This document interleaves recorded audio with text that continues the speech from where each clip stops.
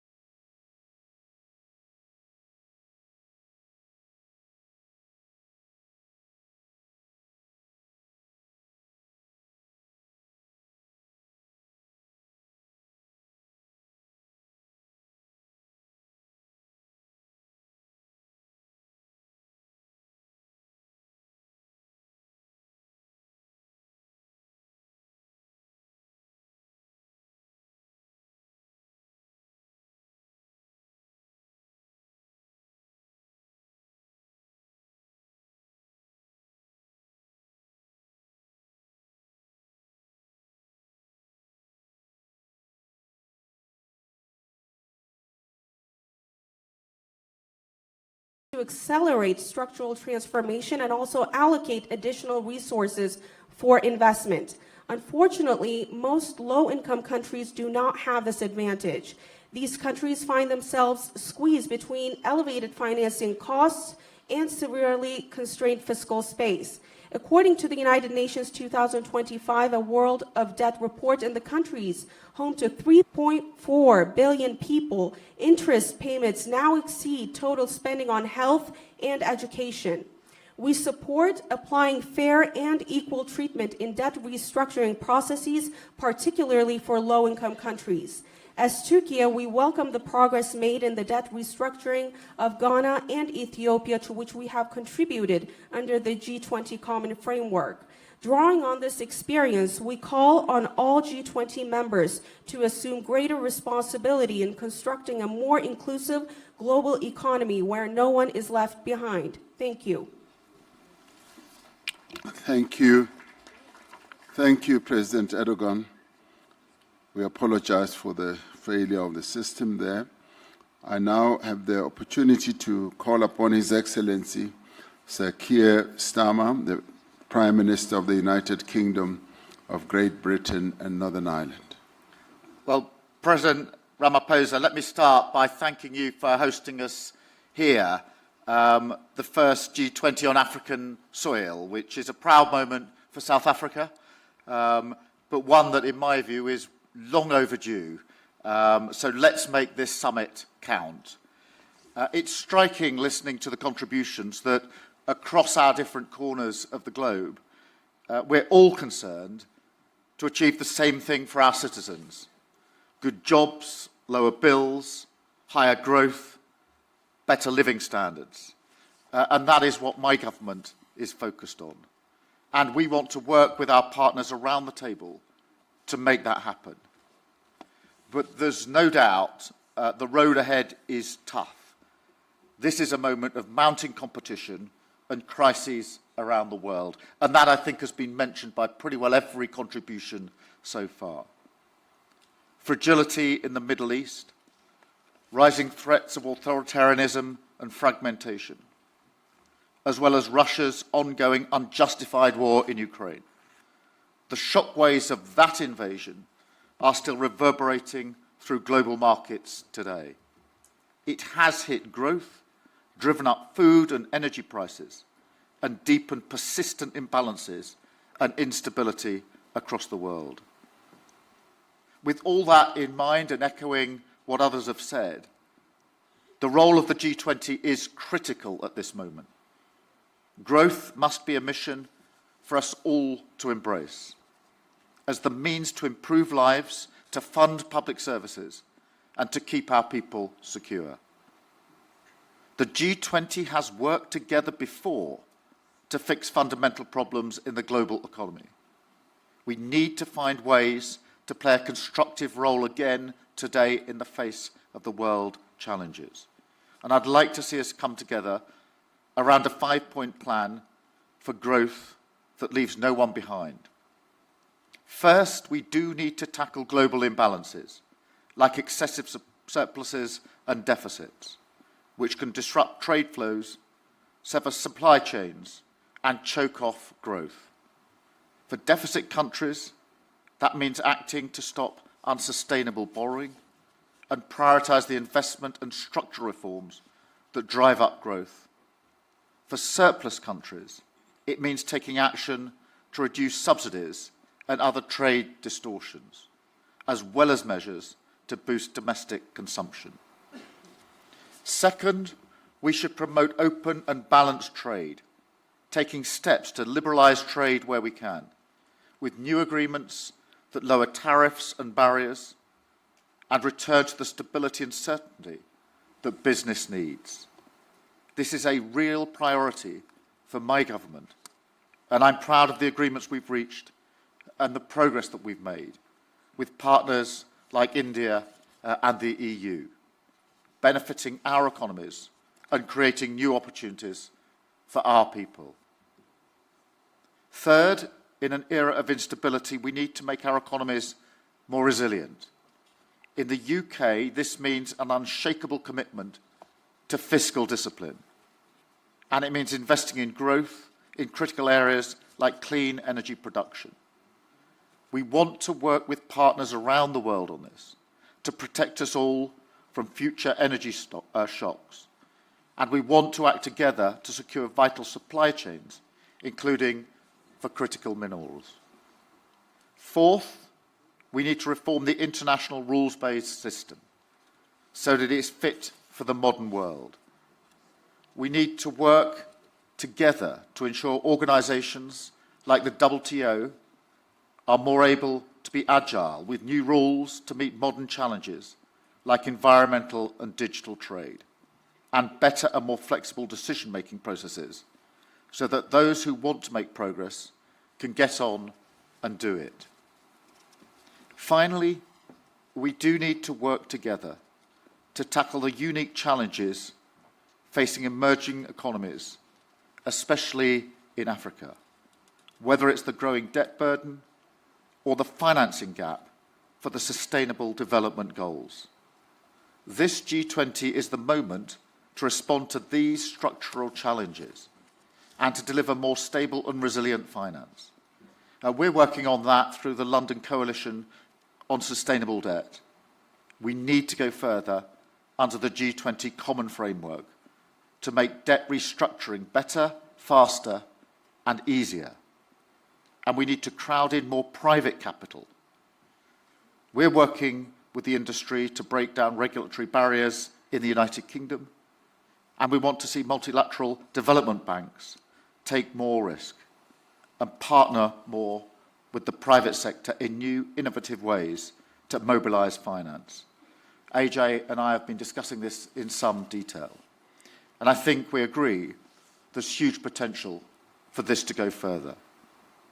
For the good of all our people, it is time to make it happen. So let me thank you once again, President Ramaphosa, for your presidency of this G20. I wish the US the best of luck next year in 2026, and I look forward to taking forward the agenda during our presidency in 2027. Thank you.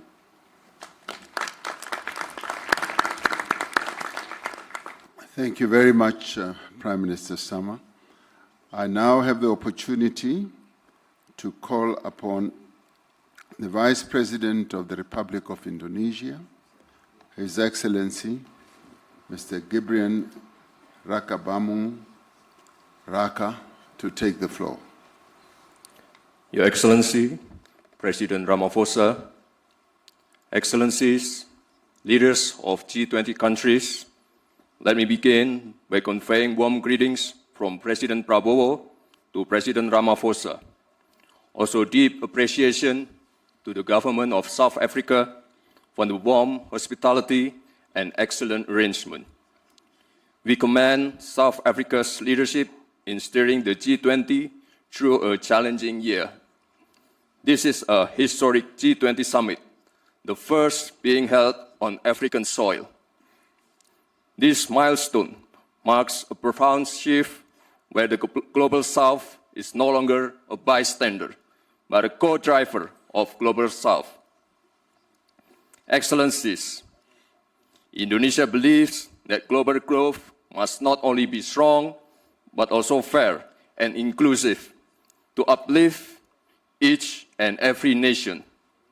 Indonesia welcomes the G20's focus on sustainable finance, yet ambition must go further to close gaps and to pursue adaptation, mitigation, and transition that is just and fair. The world needs financing that is more accessible, predictable, and equal, especially for developing nations, through debt relief, innovative financing, blended finance, and green transition mechanism.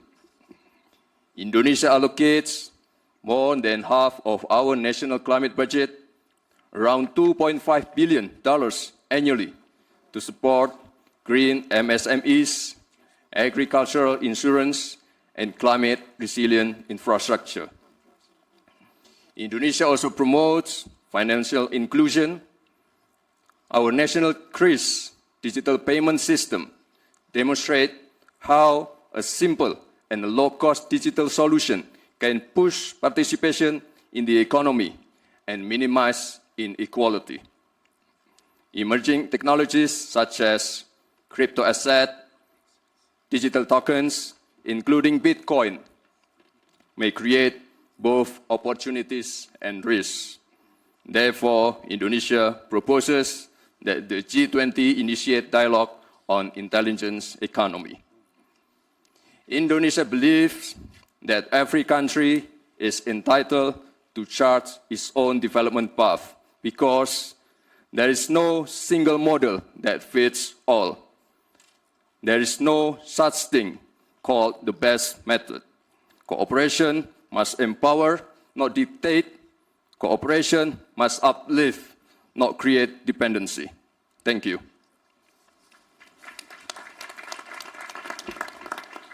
Thank you very much, Vice President. I now would like to call upon the Honorable Minister of Foreign Affairs and international trade and worship of Argentina, Ms. Pablo Quirno Magrain.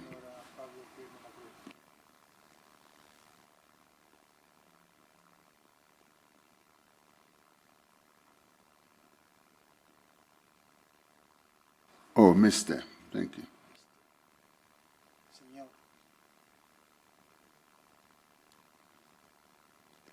Is it switching on? No? Looks like somebody wants to silence you. There we go. Sorry. Thank you, Chair. I would like to express our gratitude to the Government of South Africa and President Ramaphosa for the generous hospitality extended to us by your country during this year. Your presidency has invited us to reflect through the lenses of solidarity, equality, and sustainability. Allow me to outline our perspective on these pillars. We believe that the principles of solidarity, equality, and sustainability can only be achieved within an international system grounded in freedom, clear rules, and responsible economic governance. Economic growth remains the foundation for job creation, investment, and resilience in our economies. Such growth depends on policies that promote stability, innovation, and private sector development within a predictable framework grounded in the rule of law and a market-based economy, as highlighted in the G20's foundational declarations. Argentina has learned firsthand that long-term growth is only possible when supported by sound public finances.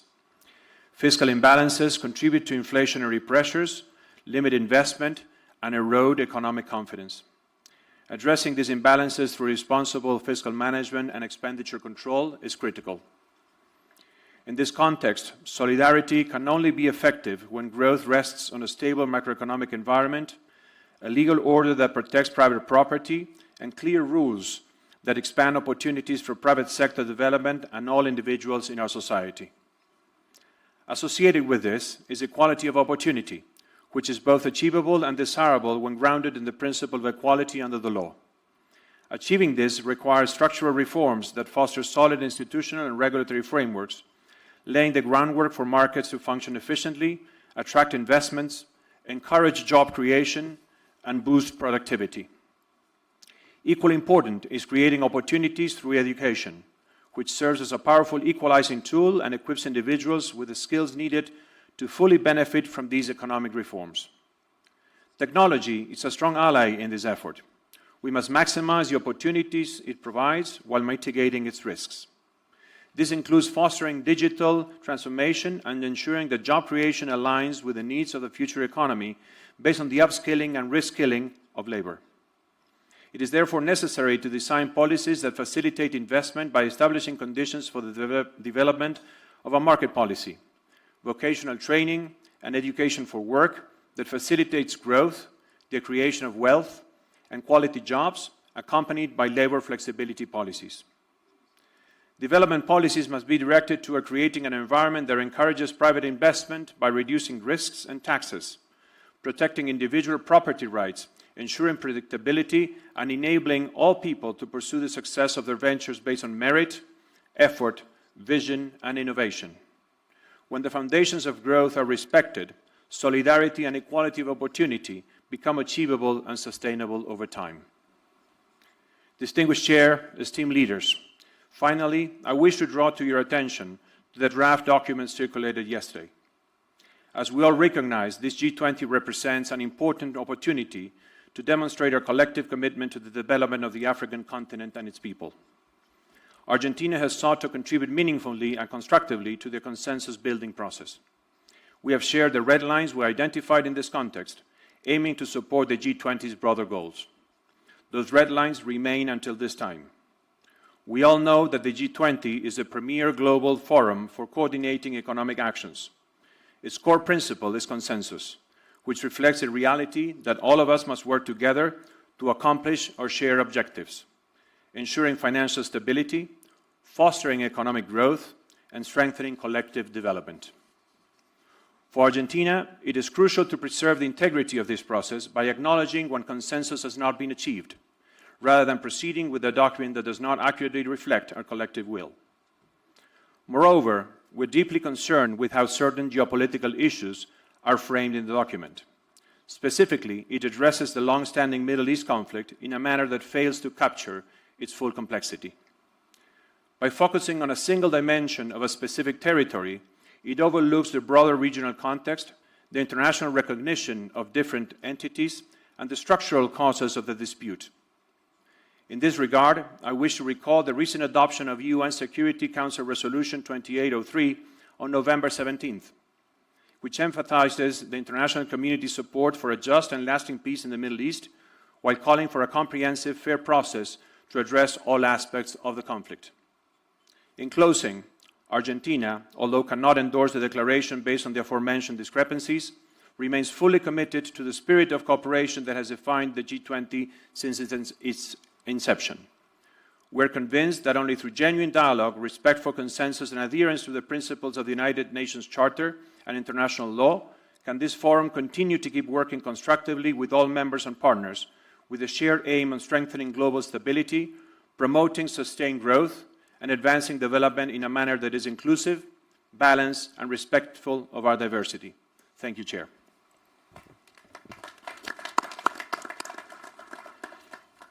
Thank you very much, Minister. We note with deep respect the views expressed by Argentina.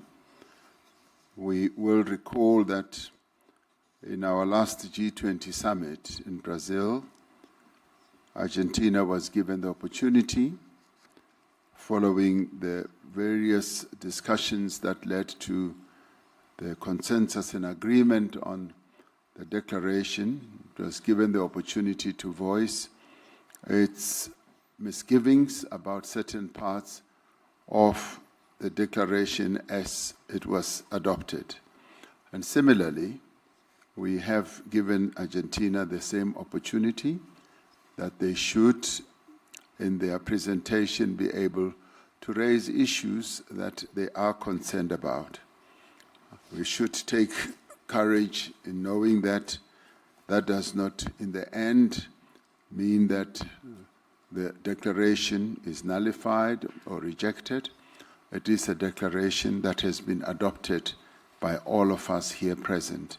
And so we want to thank Argentina for expressing the views that they have expressed, and many of the views are really views that are common or commonly held by many in terms of the adherence to rule of law and supporting the resolutions of the United Nations.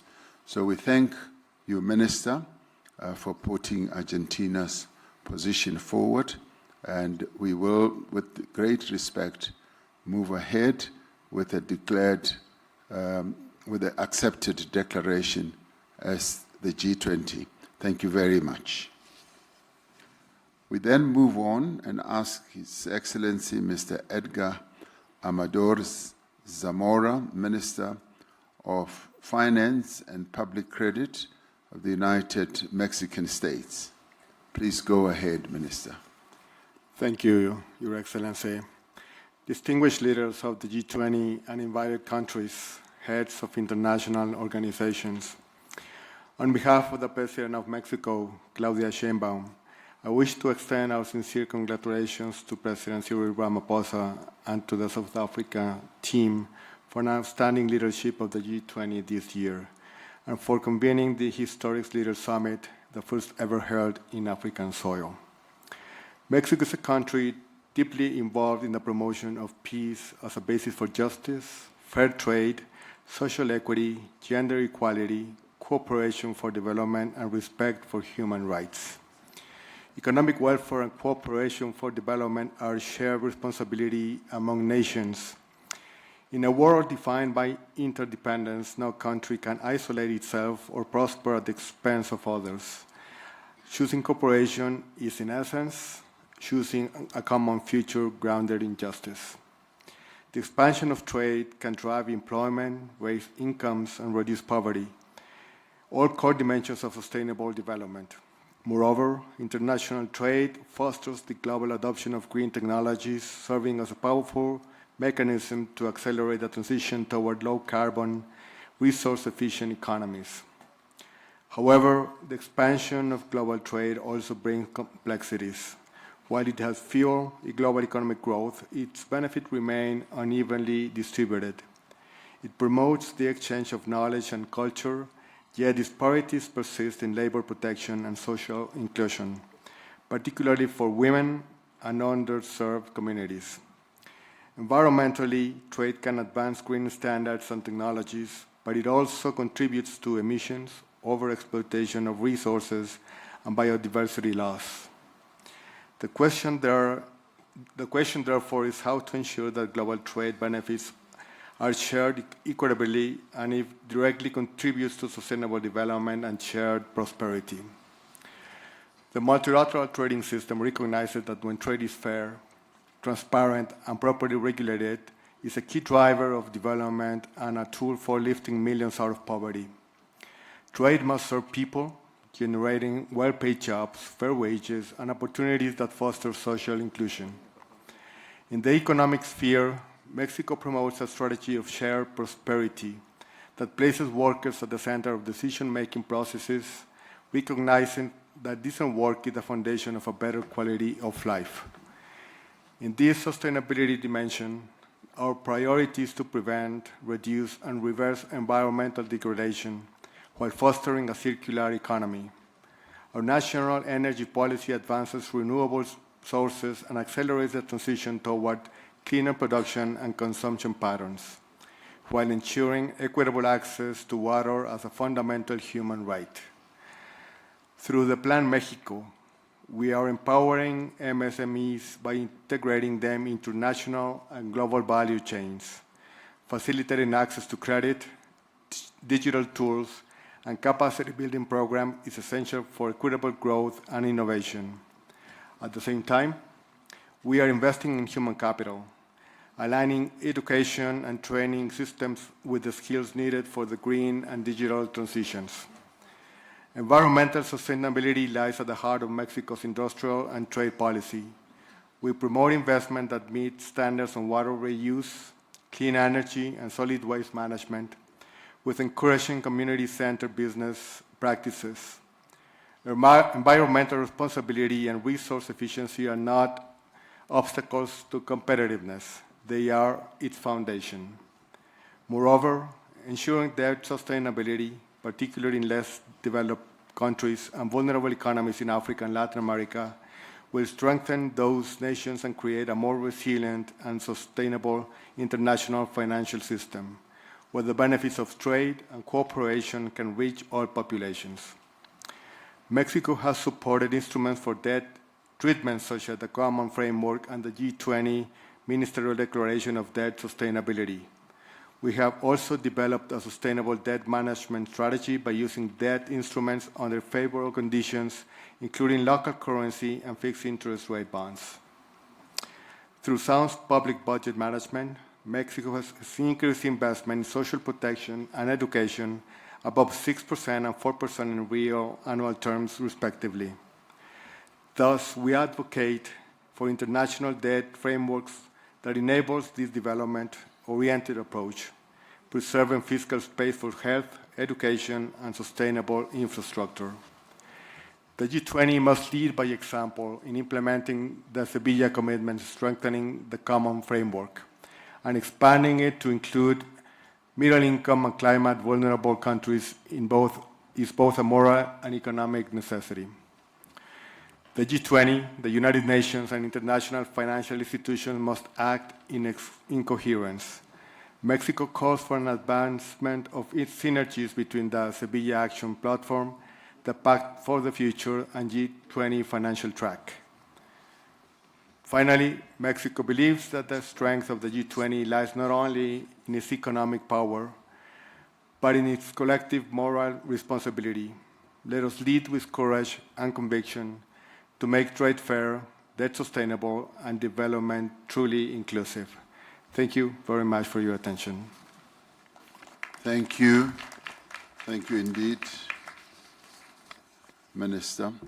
I now have the privilege to call on the Minister of Foreign Affairs of the Kingdom of Saudi Arabia, Prince Faisal bin Farhan Al Saud, to to take the floor.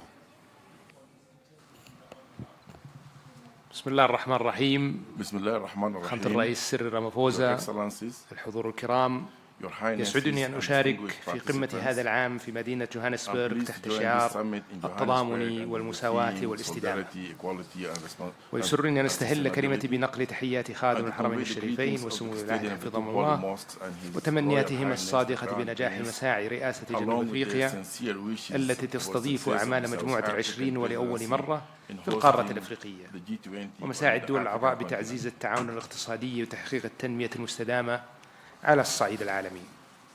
الحضور الكرام، Distinguished guests, تؤكد المملكة العربية السعودية دعمها الكامل للجهود الرامية إلى إصلاح منظمة التجارة the العالمية World Trade Organization وتعزيز and نظام strengthening تجاري fair متعدد الأطراف and عادل transparent وشفاف multilateral system. يمكن كافة الدول من الانخراط بفاعلية في الاقتصاد العالمي ويحقق العدالة بين الدول الأعضاء. The kingdom believes وترى that المملكة أن التجارة international trade الدولية is a ليست fundamental مجرد pillar أداة للنمو for الاقتصادي، comprehensive development, بل هي ركيزة global أساسية economic لتحقيق stability, التنمية and الشاملة ensuring that ووسيلة لتعزيز الاستقرار countries- all الاقتصادي countries العالمي benefit from the international وضمان trade استفادة system الجميع من in a منافع balanced النظام manner. التجاري الدولي بشكل متوازن. وفي هذا السياق وانسجاما مع مستهدفات رؤية السعودية 2030 تستمر المملكة بتطوير الأطر التنفيذية التي تشجع الاستثمار المسؤول في مختلف القطاعات بما في ذلك السياحة والتكنولوجيا والبنية التحتية المستدامة وتعزيز التصنيع المستدام من خلال تسخير الموارد المحلية وتعزيز فعاليتها وجذب الاستثمارات النوعية المتوافقة مع الأهداف التنمية المستدامة. كما تؤكد المملكة على أهمية موائمة جهود مجموعة العشرين مع أهداف التنمية المستدامة للعام 2030 لضمان تحقيق نمو اقتصادي شامل ومتوازن يعزز رفاه الشعوب ويحافظ على الموارد للأجيال القادمة. وترى المملكة أن التحديات العالمية بما في ذلك أعباء الديون على بعض الدول وأمن الغذاء والطاقة والتغيير المناخي والتحول الرقمي تتطلب تنسيقا مستمر واتباع نهج متكامل يوازن بين التنمية الاقتصادية وحماية البيئة والاستقرار المالي. وفي هذا الإطار تشدد المملكة على ضرورة الحد من التدفقات المالية الغير مشروعة وتعزيز قدرة الدول على تسخير مواردها المحلية بكفاءة باعتبارها من العوامل الأساسية لتحقيق الاستقرار الاقتصادي وتمويل برامج التنمية المستدامة. كما تدعو إلى تعزيز التعاون الدولي لتبادل الخبرات وأفضل الممارسات في هذا المجال بما يسهم في بناء أنظمة مالية أكثر شفافية ومرونة. الحضور الكرام، لقد أثبتت السنوات الأخيرة أن التحديات التي تواجه عالمنا لا تعترف بالحدود وأن معالجتها تتطلب تضامنا دوليا صادقا وتعاونا متعدد الأطراف يقوم على المسؤولية المشتركة. فالعالم اليوم يواجه مستويات متزايدة من عدم المساواة واضطرابات اقتصادية عالمية تركت آثارها العميقة على حياة الملايين وأدت إلى التصاعد في حدة التوترات الإقليمية والدولية. هذه جميعها قضايا تهدد استقرار النظام الدولي برمته وتعرقل مسيرة التنمية المستدامة. وبالرغم من تلك التحديات وحالة عدم اليقين التي يشهدها الاقتصاد العالمي، فإن المملكة ماضية في العمل على بناء اقتصاد عالمي أكثر تكاملا واستدامة من خلال شراكاتها الفاعلة على المستوى الدولي بما يضمن مستقبلا مزدهرا وآمنا للأجيال القادمة. في الختام، تؤكد المملكة على أهمية دور دول مجموعة العشرين المشترك في قيادة الجهود الدولي لتعزيز التنسيق بين السياسات الاقتصادية العالمية والنمو المتوازن وتمكين الاستثمارات المستدامة وتطوير السياسات الصناعية والاقتصادية تدعم الاستقرار والازدهار للجميع وتساهم في حماية الدول الأكثر هشاشة من تداعيات الأزمات المالية والاقتصادية. والسلام عليكم ورحمة الله وبركاته. Peace, mercy, and blessings of Allah be upon you. Thank you very much, Your Royal Highness. I now call upon, in the segment of members of the G20, the last speaker before we go to guest countries. I now call us upon the Deputy Chief of Staff of the Presidential Executive Office of the Russian Federation, Mr. Maxim Oreshkin. Thank you, President Ramaphosa. Distinguished members of the G20 Leaders Summit, The international economic order is definitely in crisis, and it is no longer matching new and emerging realities. This crisis is three-dimensional: the crisis of globalization and openness, the crisis of global economic institutions, and the crisis of economic development models. These days, global economy is facing a severe fragmentation. Advanced economies continue to engage in illegitimate unilateral actions, including sanctions, trade barriers, technological and educational restrictions, as well as seizure of sovereign assets. These methods of unfair competition destabilize the global economic architecture, disrupt supply chains, discourage long-term investments, hold back the global growth, and undermine progress in achieving the Sustainable Development Goals. Today, we are here in Africa, a region that urgently needs strong economic growth to meet the needs of its fast-growing population. We should talk today about access of Africa and the Global South to new technologies, healthcare, education, and most importantly, financing. We're concerned that financial flows to developing countries are simply not enough. Even the official development assistance came to a steep decline in 2024 of 7.1% and is projected to fall further. While Africa is in dire need of capital inflow, total net borrowings by G7 governments, according to the IMF data, will reach almost $3 trillion this year. By the way, it equals to total GDP of the whole African continent. Mounting sovereign debt of several G7 countries pushes them to the verge of fiscal collapse. Artificially inflated financial bubbles may trigger a knockdown to the global economy. If we look at the international financial institutions, they are currently deviating from development finance to military expenditures. Thus, financing goes back to the Western economies, and in many cases through the corruption schemes in Ukraine. The World Bank, for example, has provided Ukraine with more aid in 3 years than to all African countries combined. Moreover, African economies face biased rejections and complicated procedures of funding from the World Bank and the IMF. Definitely, all these institutions should be reformed to benefit the Global South. Dear colleagues, global economy and its growth structure has already changed. BRICS and countries of the Global South now form the dominant driver of global growth. We have the talent, the resources, the technology, and the capacity to drive growth and improve the lives of our people. Unlike in previous decades, the Global South economies are ready this time to move forward with their own platform for economic growth, based on their own solutions. In technology and education, in trade and connectivity, in finance and investments. The rise of this emerging platform of growth becomes more evident with each passing year. The fact that growth in the 21st century will come mainly from the Global South is indisputable.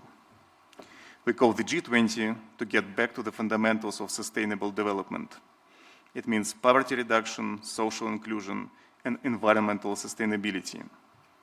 This should be based on sound economic development, which includes fighting protectionist and illegitimate unilateral measures, including sanctions, tariffs, technological and educational restrictions.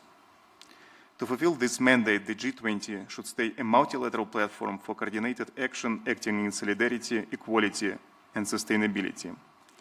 Russia is ready to play an important role in this process. Thank you. Thank you. Thank you very much. Thank you, Your Excellency. That concludes for us the segment of the members of the G20 speeches. We now move on to section B, which is guest countries, who will, as we have to conserve time, be limited to 3 minutes each. And I do hope that we are able to keep to that to the extent that we can. I now call upon His Excellency, Dr. Abiy Ahmed Ali, the Prime Minister of the Federal Democratic Republic of Ethiopia. Your Excellency Cyril Ramaphosa, Your Excellencies, Heads of State and Government, distinguished delegates, let me begin by extending my appreciation to President Cyril Ramaphosa for his extraordinary leadership. I also would like to acknowledge Johannesburg, a city of opportunity and progress. Excellencies, it is with humility and hope that I address you on African soil at this historic G20 Summit. Humility because Ethiopia's journey is still unfolding. Hope because our story, like that of many nations here, shows that transformation is possible even in difficult circumstances. Ethiopia is a land of ancient civilization, defined by resilience and prospects still being written. Our homeland has sheltered faiths. Our people have built lasting societies. From this legacy comes Maddamar, a philosophy of unity in diversity, of synergetic collaboration that multiplies potential and of progress shared by all. Guided by this spirit, Ethiopia is moving toward inclusive growth. Our cities are becoming hubs of innovation. Industrial parks reshape economies. Farmers use tools their parents could never imagine. Young entrepreneurs and building businesses that were impossible to dream of a generation ago. For too long, countries like ours have been labeled fragile or poor. Yet our story is a quiet revolution of bold actions rewriting what is possible. Because growth is the achievement of people who refuse to be left behind. In Ethiopia, we have learned that inclusivity is not charity, it is efficiency. When every farmer, entrepreneur, and innovator shares in progress, the economy becomes self-sustaining. Our journey has been tested by drought, conflict, and global shocks. Yet from those tests emerges transformative renewal. We are investing in renewable energy that powers both homes and hope, digital infrastructures that connect citizens, and green agriculture turning smallholder farmers into climate champions.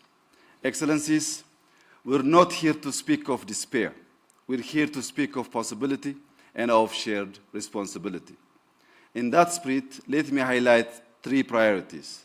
First, debt.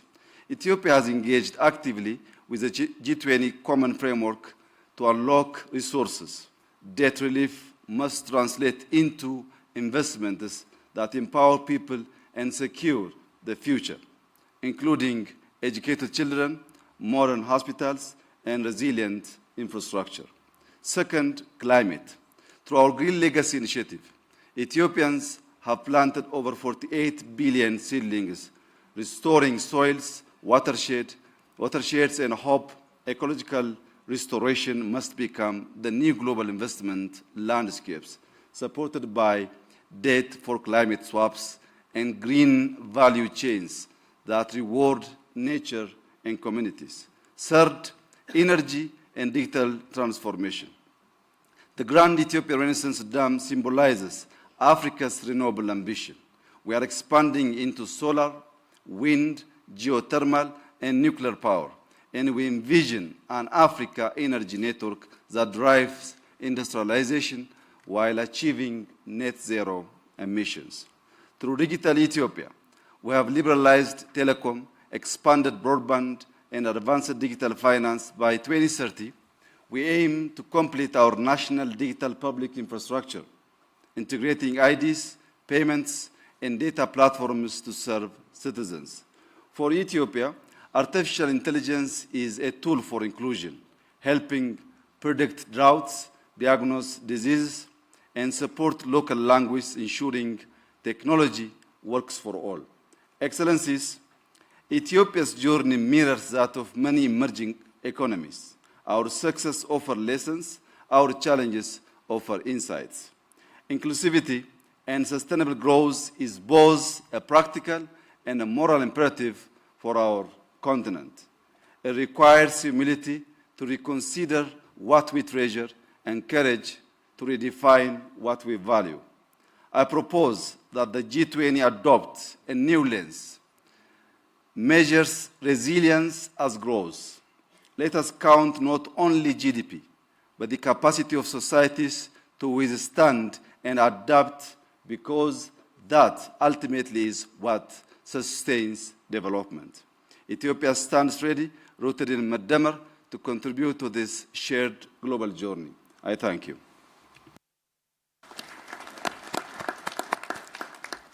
Thank you, Prime Minister Ahmed Ali. I now have the privilege to call upon His Excellency Mr. Teodoro Obiang Nguema Basogo, the President of the Republic of Equatorial Guinea and the President of the Economic Community of Central African States, to address us.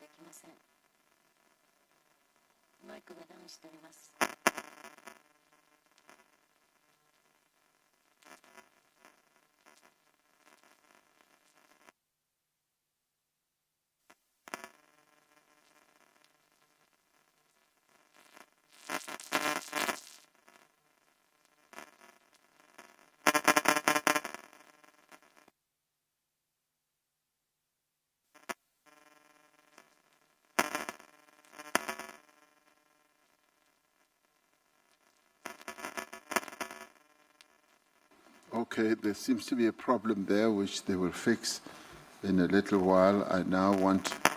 I will come back to President Basogo.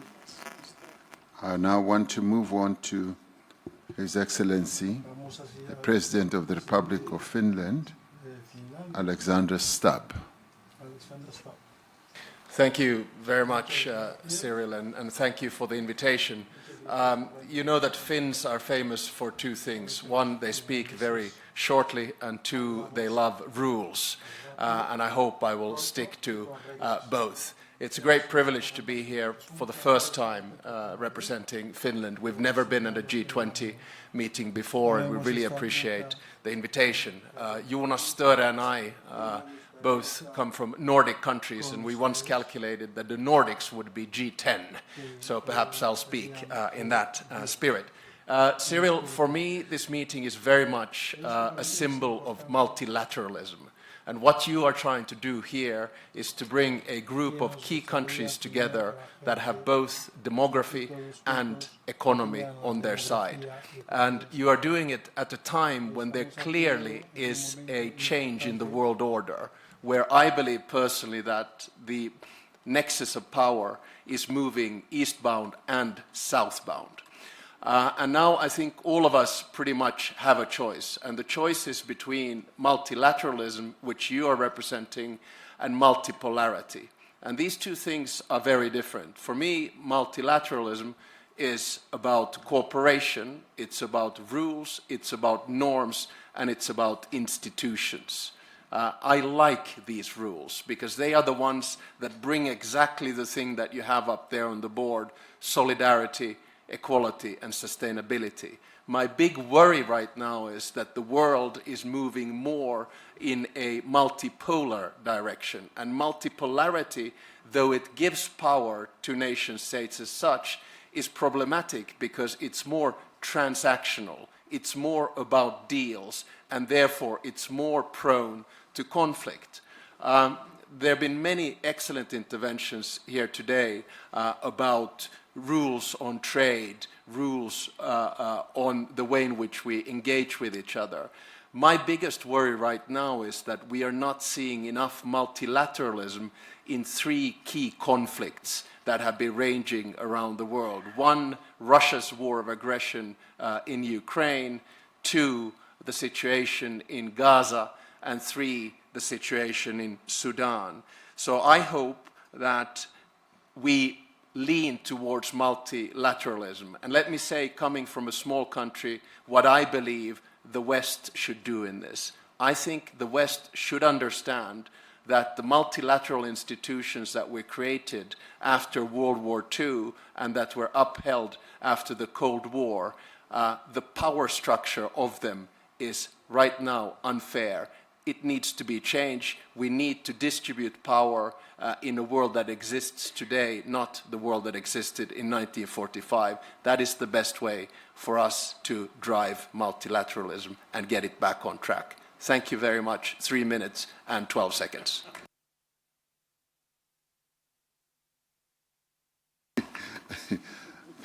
Thank you very much, President Stubb. You were just so precise, Alexandra. That's the Nordic spirit, I take it.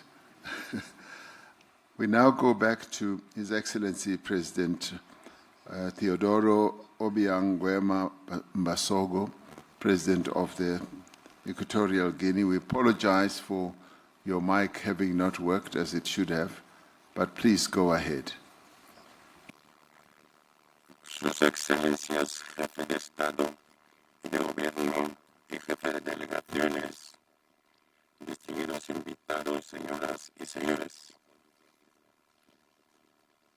Me dirijo a ustedes en nombre de la Comunidad Económica de los Estados de África Central.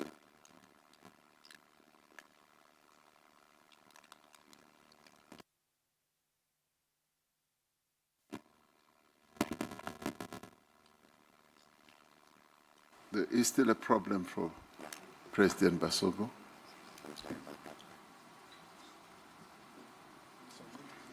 My apologies again, President. The technicians told me that they had fixed it, but it seems like they still need to do a little bit more work. And with that in mind, I will move on, and we will give you double the time. I will move on to His Excellency, the Prime Minister of Ireland, Mr. Michael Martin. Thank you very much indeed, President Ramaphosa, and congratulations to you and to South Africa on your G20 presidency, the first on African soil. And your drive and commitment to using this important forum to tackle very important issues is deeply appreciated, and Ireland has been very honoured and privileged to have been in the position to work with you across all work streams over the past 12 months. Our world is ever more interconnected and interdependent, and working collaboratively is the best way we can serve our people. Our long-standing commitment to international law, multilateralism, and active engagement in international fora motivates us to advocate for an inclusive international system that leaves no one behind. And in that context, there is an urgent need to end war and conflict. War and conflict damages and undermines economy and economic growth. And in that context, there must be renewed efforts to end the illegal invasion of Ukraine by Russia and the war that has ensued, and also the horrors of Gaza and the appalling situation in Sudan. We must work very hard to end these wars in addition to the many other conflicts. Ireland advocates for economic growth to be inclusive, to be resilient, and to be environmentally sustainable. And our focus has always been on investment in human capital in terms of education and training as the key underpinning of economic growth into the future. Economic growth has to contribute to equality, to poverty reduction, and must align with international commitments on climate change and environmental protection. Ireland welcomes the G20 efforts that support inclusive growth on the African continent and beyond, seeing this as an endorsement of the Agenda 2030 commitment to reach the furthest behind first. Women's economic empowerment is crucially important as a direct pathway towards gender equality, poverty eradication, and inclusive economic growth. Ireland values policy interventions that support investment in local and regional value chains, which support quality jobs creation, raise living standards, and enhance resilience. Digital inclusion is a key enabler of a growing economy, and we're supportive of work to develop a fair and inclusive digital economy with effective rules for digital trade. Trade and investment need to create opportunities for those considered the furthest behind, particularly women and marginalised groups. And Ireland, along with the European Union, is committed to an open and rules-based multilateral trading system with a modernised WTO at its core. The rules and the standards that the WTO provides are crucial for all of us who depend on global trade and allow all trading nations to benefit. The stability and the predictability provided by the rules-based multilateral trading system is key in supporting sustainable development. It does have to, however, be modernised and must also address the impact of the increasing use of trade-distorting industrial policies. Growing debt servicing costs, as has been said, translates into reduction in many countries' expenditure on the core areas of health and education and social protection, again impacting their ability to reach the furthest behind first. Ireland supports the outcome of the Financing for Development Conference, the Seville Commitment, and we are supportive of the institutions and initiatives that assist countries with debt issues. And these include the G20, which has developed and is overseeing the implementation of the Common Framework for Debt Treatments, the Global Sovereign Debt Roundtable, and the Paris Club. And we continue to call, where appropriate, for reform and improvements of these institutions and initiatives. These priorities have guided our active engagement in the G20 this year, and we support South Africa in this endeavour. Thank you very much indeed, President. Thank you. Thank you, Taoiseach. I now would like to go back to His Excellency, President Ngwema Basoko. He will have been given a roving mic so that he can make his input. The fixed microphone does not seem to be working as well as it should. Go ahead, Your Excellency. Sus Excelencias, Jefe de Estado y de Gobierno y Jefe de Delegaciones, distinguidos invitados, señoras y señores. Me dirijo a ustedes en nombre de la Comunidad Económica de los Estados de África Central. Permítanme expresar mi agradecimiento a la República de Sudáfrica por su liderazgo y por el tema elegido para su presidencia del G20, a saber, solidaridad, igualdad y sostenibilidad. Esta cumbre de Johannesburg tiene lugar en un momento en que la arquitectura de la economía mundial aumenta las desigualdades en lugar de reducirlas entre las naciones. Durante décadas, nuestros pueblos han soportado los costos de un sistema desproporcionalmente a unos pocos y castiga a los más vulnerables. Sin embargo, nuestra región de África Central también ofrece soluciones globales. A modo de ejemplo, la cuenca de Congo constituye la segunda mayor masa forestal tropical del planeta y uno de los últimos grandes sumideros de carbono. El Golfo de Guinea garantiza la seguridad de rutas marítimas vitales. Nuestros suelos y minerales críticos desempeñan un papel clave en la transición energética y nuestra juventud representa un motor de innovación, siempre y cuando logremos liberar todo su potencial. Nos reunimos hoy en el G20, un foro que pretende ser el espacio donde las economías más influyentes del planeta dialogan sobre el futuro global.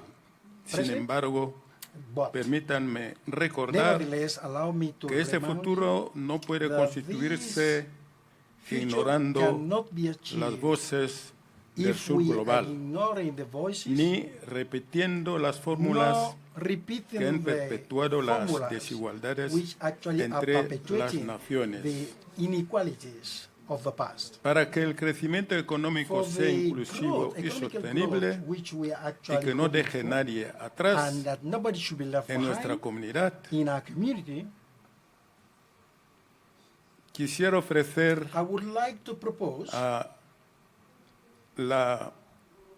a esta cumbre unas soluciones que pueden ayudar para los más necesitados. Primero, hacer que la arquitectura financiera mundial sea más justo. Esto significa facilitar el acceso al capital para las economías en desarrollo, establecer un marco de solución de la deuda, reformar los bancos multilaterales del desarrollo y promover la justicia fiscal.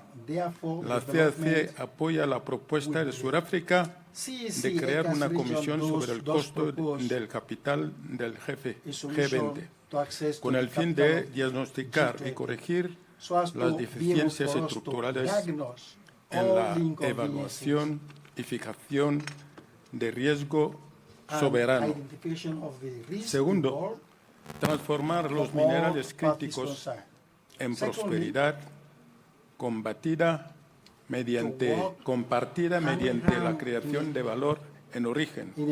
Esto implica claramente desarrollar cadenas de valor locales, establecer normas que generen oportunidades, dividendos comunitarios y que garanticen la integridad ambiental, así como el vínculo entre lo humanitario, el desarrollo y la paz. La transición energética no debe reproducir los antiguos modelos extractivos. Tercero, garantizar la seguridad alimentaria y nutricional mediante inversiones desde la producción hasta la distribución. La CAC necesita socios para apoyar la agricultura climáticamente inteligente, el sistema de riesgo y la producción regional de fertilizantes para reducir la dependencia de las importaciones y la volatilidad de los precios, invertir en el almacenamiento de cadenas de frío y servicios de asesoría digital dirigidos a los pequeños productores, sobre todo las mujeres y los jóvenes. Asimismo, abogamos por la creación de una reserva alimentaria general y de un sistema de alerta temprana. Solicitamos el apoyo financiero del G20 para promover una seguridad alimentaria basada en la cadena de valor para ser autosuficientes. Cuarto, reconocer y recompensar los bienes públicos mundiales, en particular la cuenca del Congo, cuyas selvas absorben miles de millones de toneladas de carbono y protegen los regímenes de lluvias más allá de nuestra región. En efecto, proponemos la creación de una ventana de financiamiento específica basada en los resultados complementarios al fondo de pérdidas y daños. Invitamos al G20 a contribuir en la creación de mecanismos automáticos de desembolso rápido para la reconstrucción post-desastre. Quinto y último, poner al ser humano en el centro de la transición digital y de la inteligencia artificial. Esto debería impulsarnos a la inversión en infraestructuras digitales, públicas y en la innovación inclusiva. Proponemos, por tanto, establecer un mecanismo de G20 para ampliar el acceso a la conectividad y al conjunto de datos abiertos para la inteligencia artificial de interés público, priorizando las lenguas y los contextos del sur global.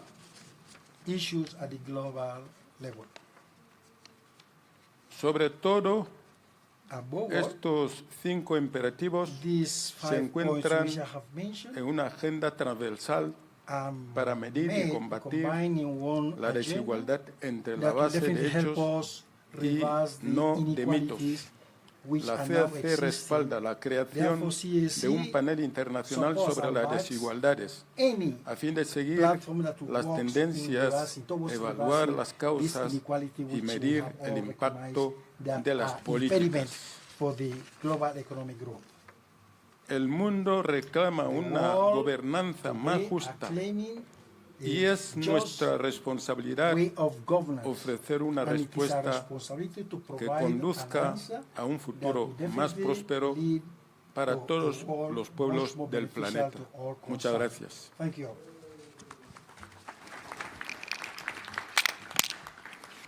Thank you very much, President Basago. I now would like to call upon the Prime Minister of Jamaica and the Chair of the Caribbean Community, CARICOM, Dr. Andrew Michael Holness, to take the floor. President Ramaphosa, thank you for the kind invitation to participate in this important meeting. Please accept our commendations on South Africa's presidency.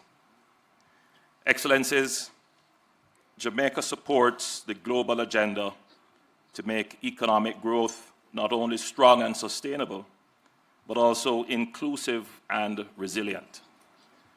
Jamaica's story is one of social partnership and sacrifice. We transformed our economy after decades of instability through disciplined macro-fiscal reforms anchored in responsible debt management, institutional strengthening, and targeted pro-growth initiatives. We reduced our debt, lowered poverty and unemployment, contained inflation, stabilized foreign exchange, and built robust reserves. Now, our focus is on translating the dividends of sacrifice into investments in our people. Getting the policy mix right is both an economic and moral imperative.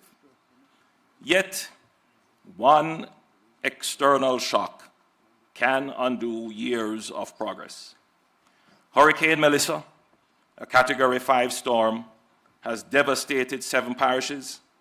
Its impact will negatively affect our debt trajectory, and the road ahead will be challenging.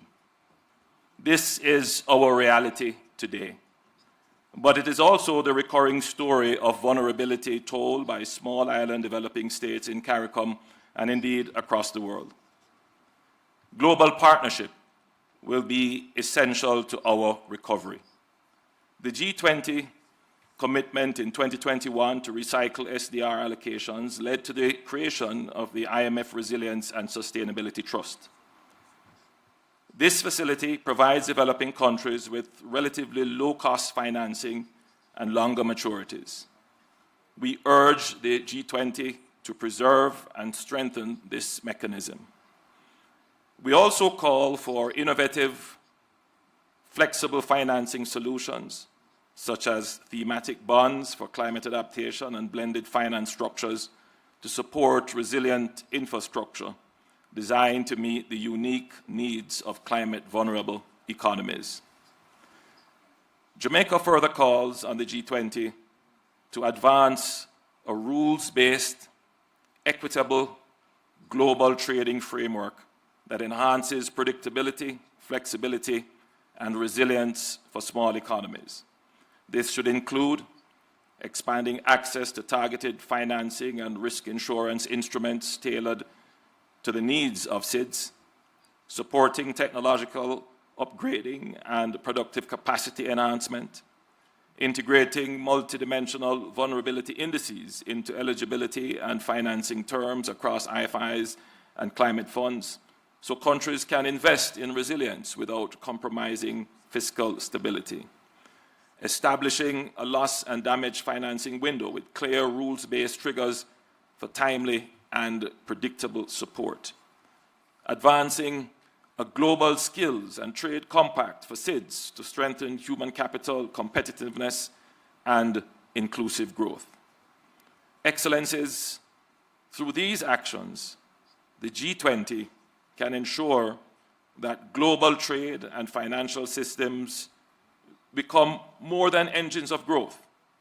They can become forces for shared prosperity, resilience, and sustainability, leaving no nation behind.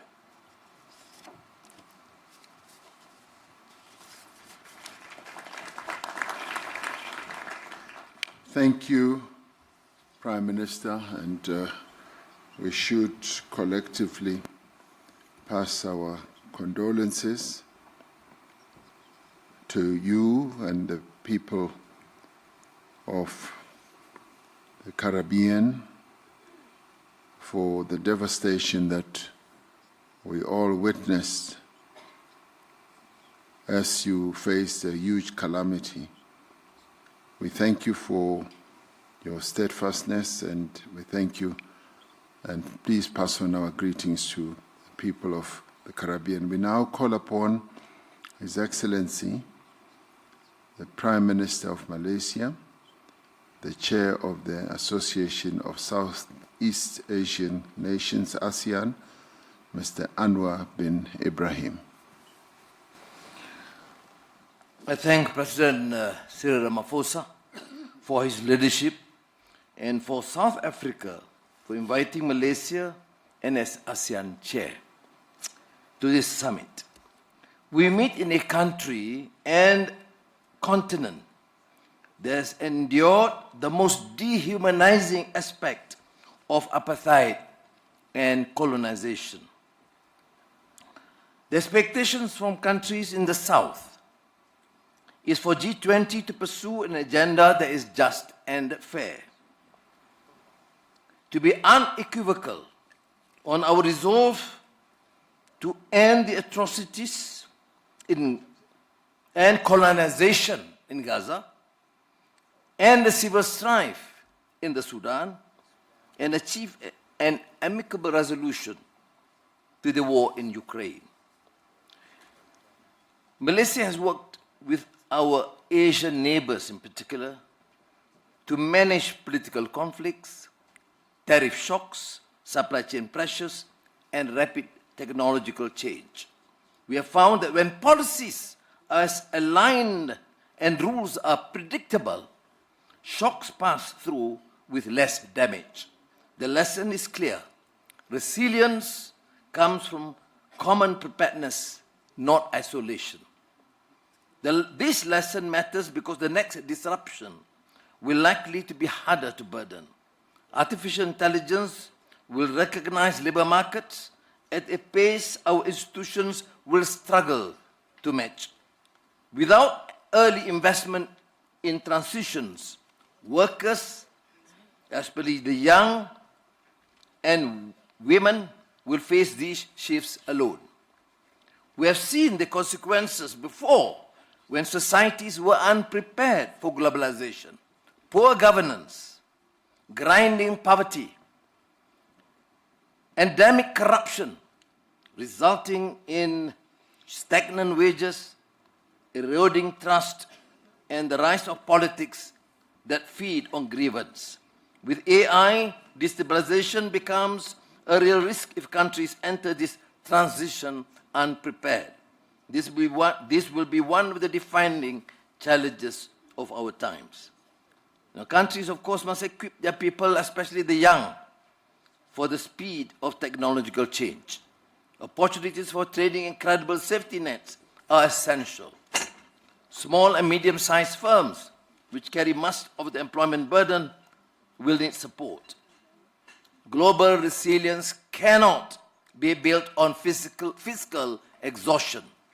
Many developing economies now spend more on servicing debt than on education and investment. Countries need the capacity to invest ahead of disruption, not after.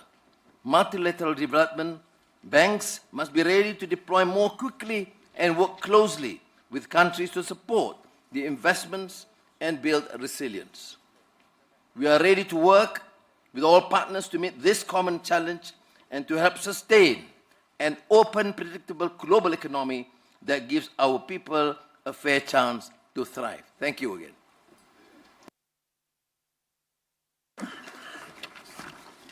Thank you, Prime Minister. It now gives me pleasure to ask His Excellency Dr. Pedro Sanchez Perez Castijon, the President of the Government of Spain, to take the floor. Thank you for giving me the floor, President Ramaphosa, my dear friend, and allow me to congratulate you for the adoption of the declaration.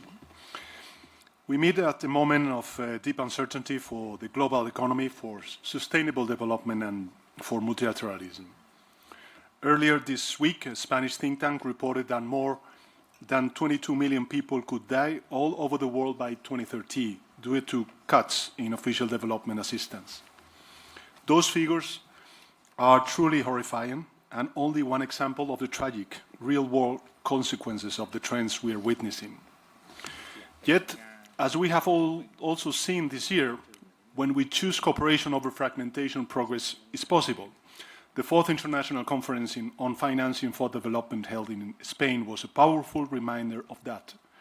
There, countries endorsed the Compromiso de Sevilla and launched the Seville Platform for Action with more than 100 concrete initiatives to implement our joint commitments. Not just words and wishes, but tangible actions that will make a real difference on the ground. Among them, there are 3 initiatives led by Spain that respond to one of the great challenges of our time: debt sustainability. They are the Global Hub for Debt Swaps, the Debt Post-Close Alliance, and the Sevilla Forum on Debt. These are 3 very pragmatic tools born out of real-world constraints that can really help rebuild trust in international cooperation and solve the burden of debt in developing countries. But financing alone is not enough. Trade disruptions, fragmentation of supply chains, and rising protectionism are eroding the foundation of global growth, and they need to be urgently tackled. Let me be clear, tariffs are not a weapon, they are a barrier. Yes, industrial overcapacity and unfair competitions are real challenges, both for advanced and developing countries, but responding to them with tariffs leads only to collective defeat. This is why it is more urgent than ever to strengthen the multilateral trading system, restore the central role of the World Trade Organization, and update it for the world we live in. Inequality must also be at the center of our agenda. The Stiglitz report, commissioned under South Africa's G20 presidency, has delivered a stark warning. We face an inequality emergency just as severe and systemic as the climate emergency. Extreme concentration of wealth undermines growth, corrodes democratic institutions, and fuels polarization. Addressing this requires fair international taxation. The progress the G20 has achieved on global tax reform cannot be allowed to unravel. We need tax rules fit for the 21st century. Colleagues, allow me to finish with a reminder. Inclusive and sustainable development is impossible without peace. We must stand by the principles of the UN Charter, everyone, everywhere, at all times, be it in Ukraine or in Palestine. This means defending sovereignty, independence, and territorial integrity, and ensuring strict compliance with international humanitarian law. Without peace, without respect for multilateral rules, our efforts on trade, development, and inequality won't succeed. Spain remains committed to working with all of you to ensure that the G20 strengthens cooperation, protects the most vulnerable, and leaves no one behind. And I thank you.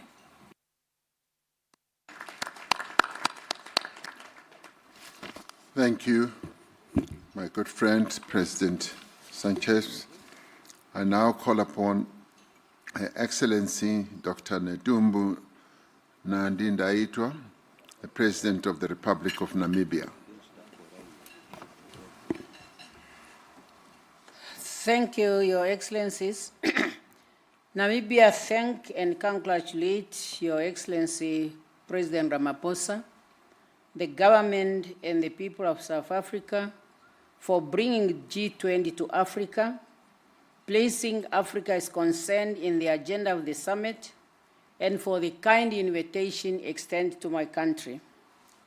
Guided by the African Union Agenda 2063 and the UN Agenda 2030 for Sustainable Development, the importance of addressing development priority from the African perspective cannot be overemphasized.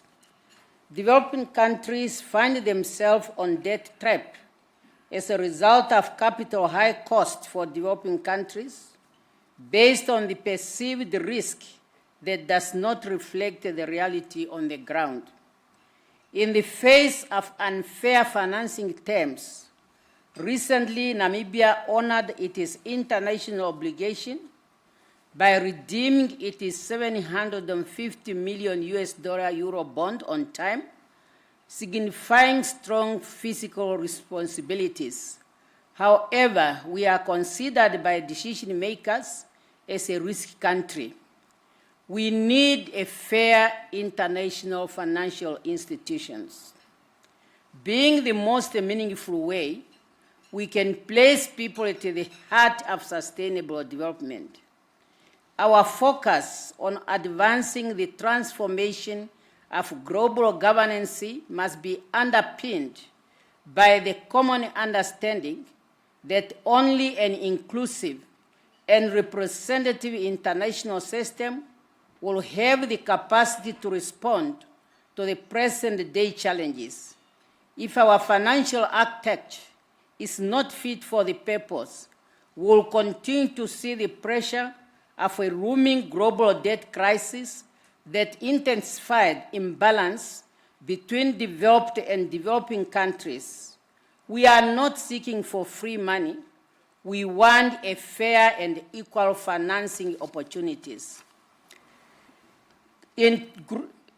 For Namibia to grow and industrialize our economy, Namibia is welcoming investors to invest on value addition at source for our natural resources, including critical minerals, to yield a broad-based benefit for all our people.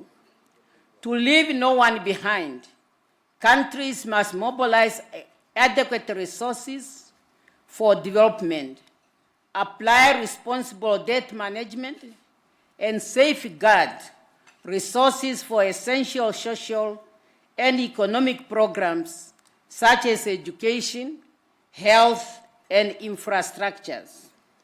Namibia urges the G20 leaders to strengthen debt treatment framework by providing concessional financing to countries that demonstrate commitment to sound debt management and to be innovative in strengthening others. As we strive towards reducing inequality within and among countries, fair taxation, financial inclusion, and social protection are essential tools.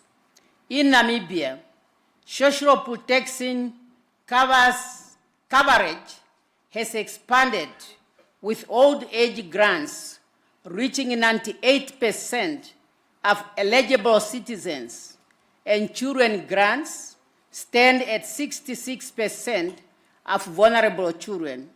These measures ensure that vulnerable groups that include people living with disability are supported in the path to prosperity. It also allows women and youth to play their role in development. As I conclude, I can say let us reaffirm our shared commitment to inclusive and sustainable economic growth guided by the SDGs by focusing on 3 pillars. 1, strengthen trade-drive economies. 2, securing financial for development, while responsible managing debts and reducing inequality through inclusive policies. And all these are talking to the theme of this conference, which we really very much welcome, namely solidarity, equality, and sustainability. Thank you for your kind attention. Thank you, President Nandi Ndaitwah, President of the Republic of Namibia. I now call upon His Excellency, Mr. Dick Schoof, the Prime Minister of the Kingdom of the Netherlands, to take the floor. Thank you, Mr. Chair. And as Minister of Finance, I will speak on behalf of the Netherlands. And I think it's important to emphasize this since I still have to fly back home with my Prime Minister. First of all, let me say how much I appreciate your hosting this first G20 on the African continent. We know what a challenge it is to organize a major international conference, and this summit reflects the growing importance of your country and Africa as a whole on the global stage. And I think I can speak on behalf of everybody that you have been a fantastic host, so thank you for that. In the run-up to this summit, the Netherlands was pleased to work with you on key themes of your presidency: solidarity, equality, and sustainability.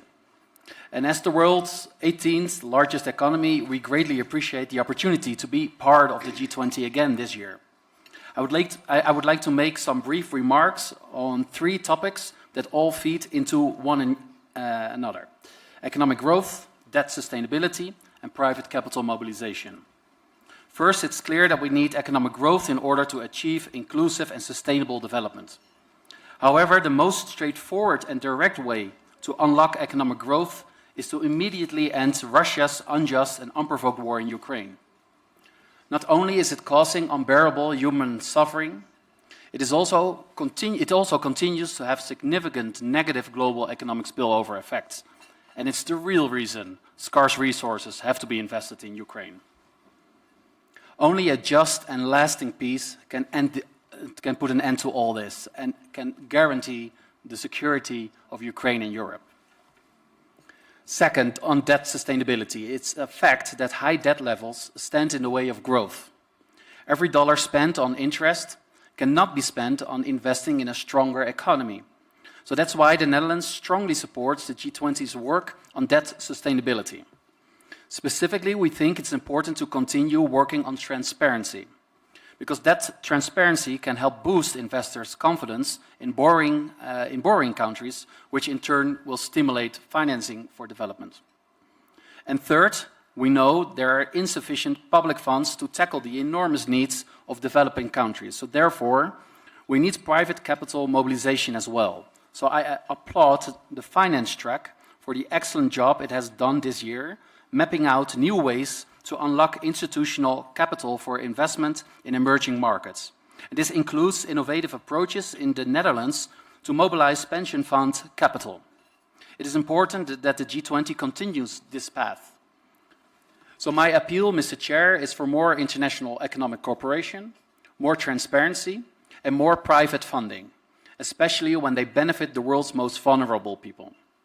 And we realize it's easier said than done. But if the G20 continues to show leadership in this endeavor, I assure you the Dutch government and the Dutch investors stand ready to work with you. Thank you very much. Thank you. Thank you indeed. And now I would like to call upon His Excellency, the Prime Minister of the Kingdom of Norway, Mr. Jonas Støre, to take the floor. Thank you very much. I'm his Chief of Staff and will speak on his behalf. Dear President Ramaphosa, it has been a privilege for Norway to be an invited country during South Africa's G20 presidency. And it's also an honor to attend this first G20 summit here in Africa, under the able leadership of you, President Ramaphosa. I commend South Africa for placing a special emphasis on the issue of inequality. And I thank Professor Stiglitz for providing important input to our discussion, including the crucial observation that inequality is not a given. Inequality is the result of policy choices. As such, it can be fought, including with a progressive taxation system, an effective welfare system covering everyone, and not least, measures that ensure equal opportunities for women and men. Norway invests in equality because it's the best antidote to exclusion, to resentment, to conflict, and democratic backsliding. And we invest in equality because it improves the lives of our citizens and makes our economy stronger. Let me give an example from my country.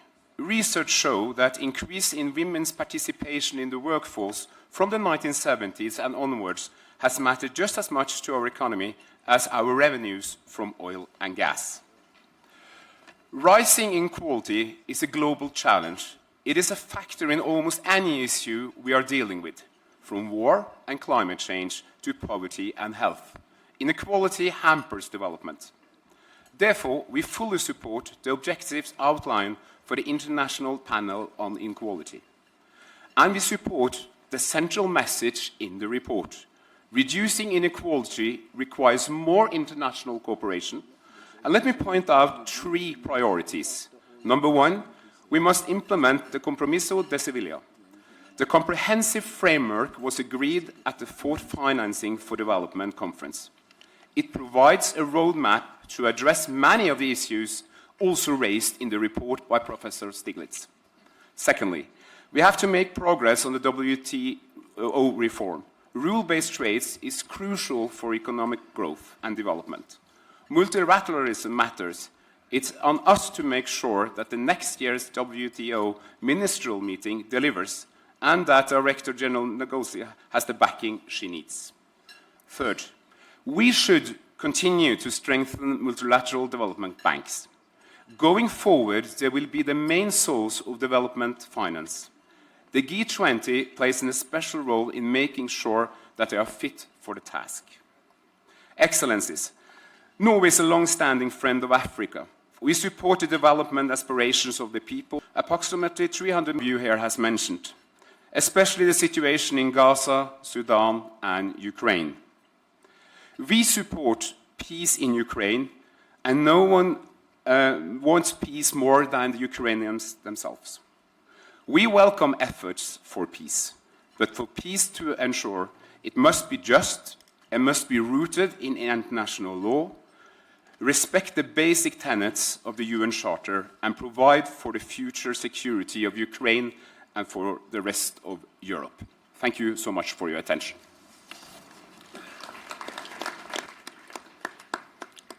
Thank you for the contribution. We always are grateful for contributions that are made for the development of our continent. So please pass on our gratitude. We now go ahead and call His Highness Sheikh Tamim bin Hamad Al Thani, the Emir of the State of Qatar.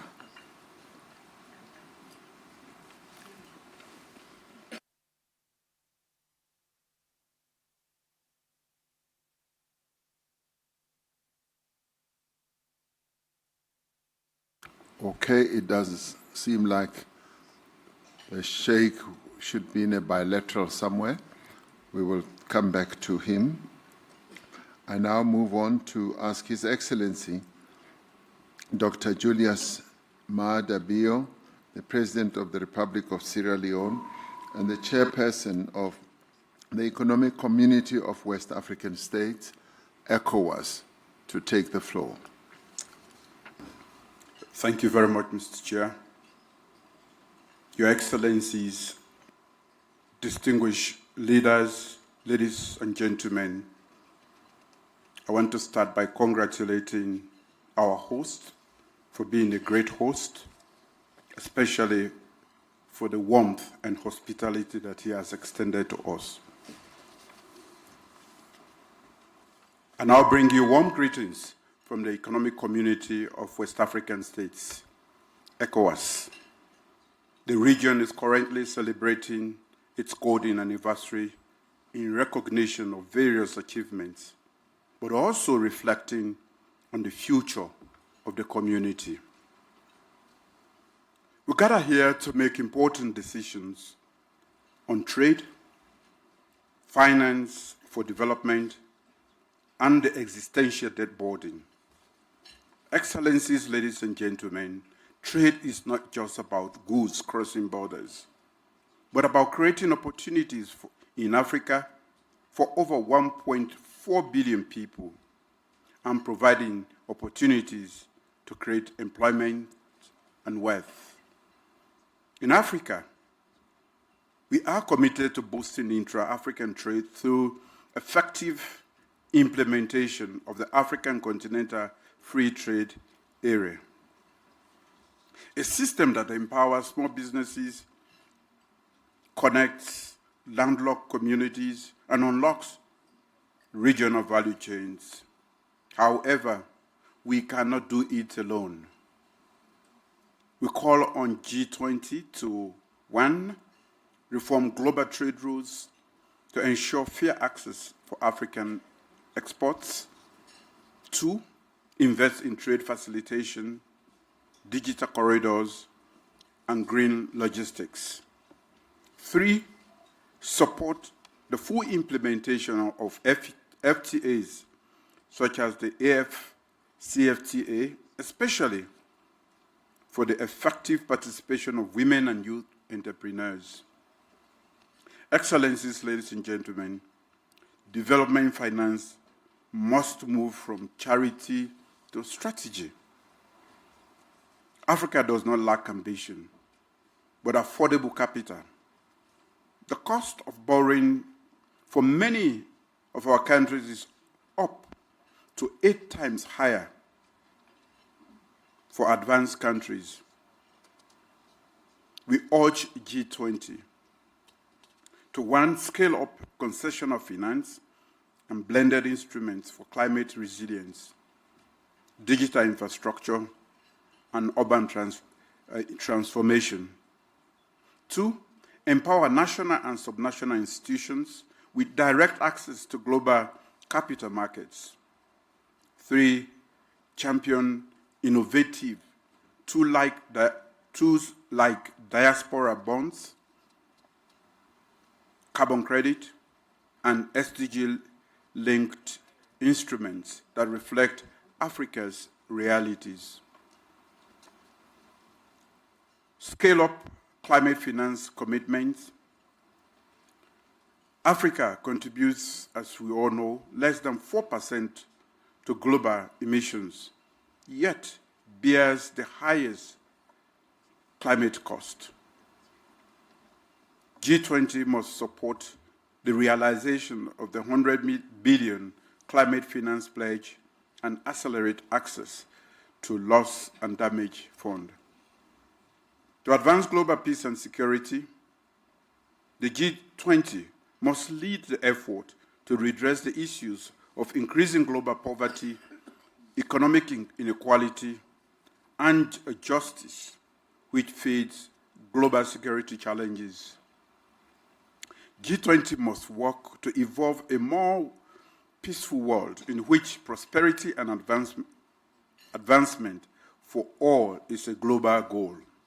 Excellencies, ladies and gentlemen, today over 20 African countries face high risk of debt distress, not necessarily due to reckless borrowing, but because we borrow in a structurally unjust system. The cost of borrowing and servicing for many African countries is prohibitively high, thereby diverting funds from crucial sectors such as health, education, and infrastructure, as has been alluded to by many already. The G20's common framework must evolve. We need, one, timely, transparent, and equitable debt restructuring across all creditor classes, intercreditor burden sharing and binding timelines, access to concessional finance and capital on fairer terms, a new debt climate development compact that links relief to resilience, addressing issues like illicit financial flows, profit shifting, and marginalization in global value chains is crucial for long-term solutions. We offer the following recommendations. We propose the establishment of a task force on trade and finance for structural transformation. 2, we call on multilateral development banks to create dedicated credit lines for regional and urban development. We urge the summit to adopt a multi-pronged approach on fiscal space, financial innovation, and institutional capacity as the foundation of a new global economic architecture.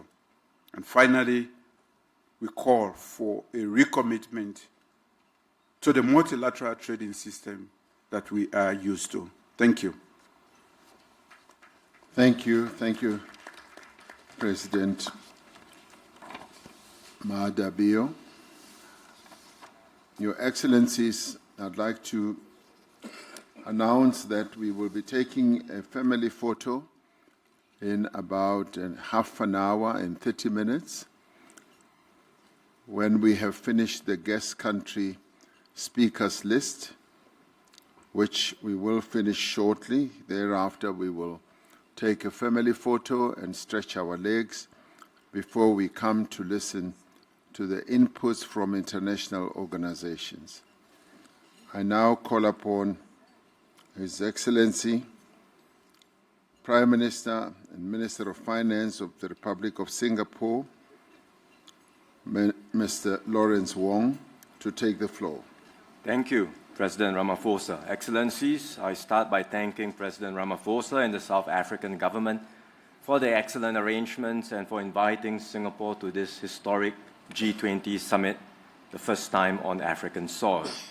The agenda today is on growth, and growth can only be sustained in a stable global environment. For decades, the rules-based multilateral system anchored by the WTO provided this stability. But the system is now under severe strain.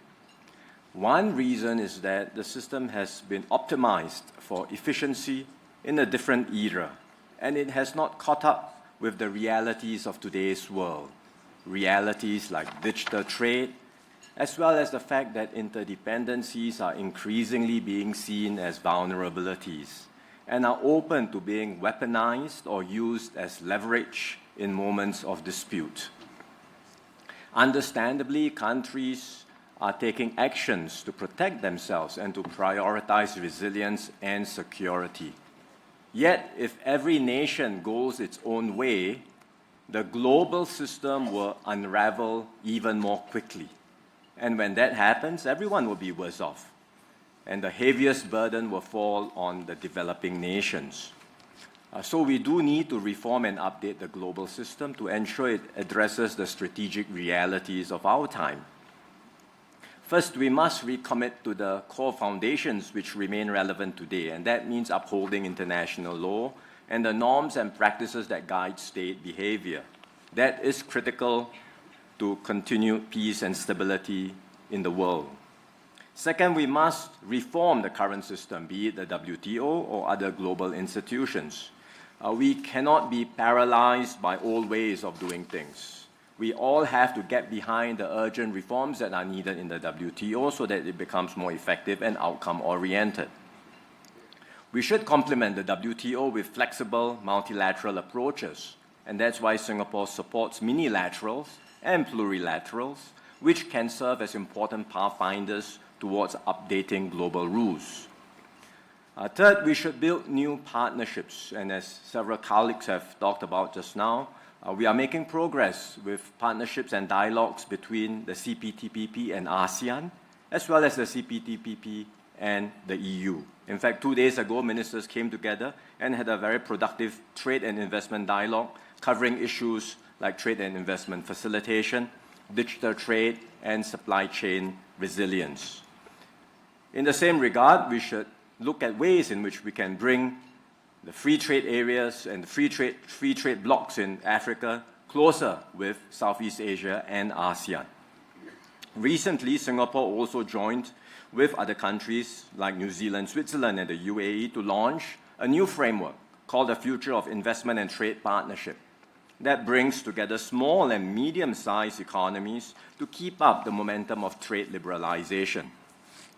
All of these efforts can form the foundations of a more resilient and secure multilateral trading system. To be clear, building a new global economic architecture will require significant effort and considerable political will.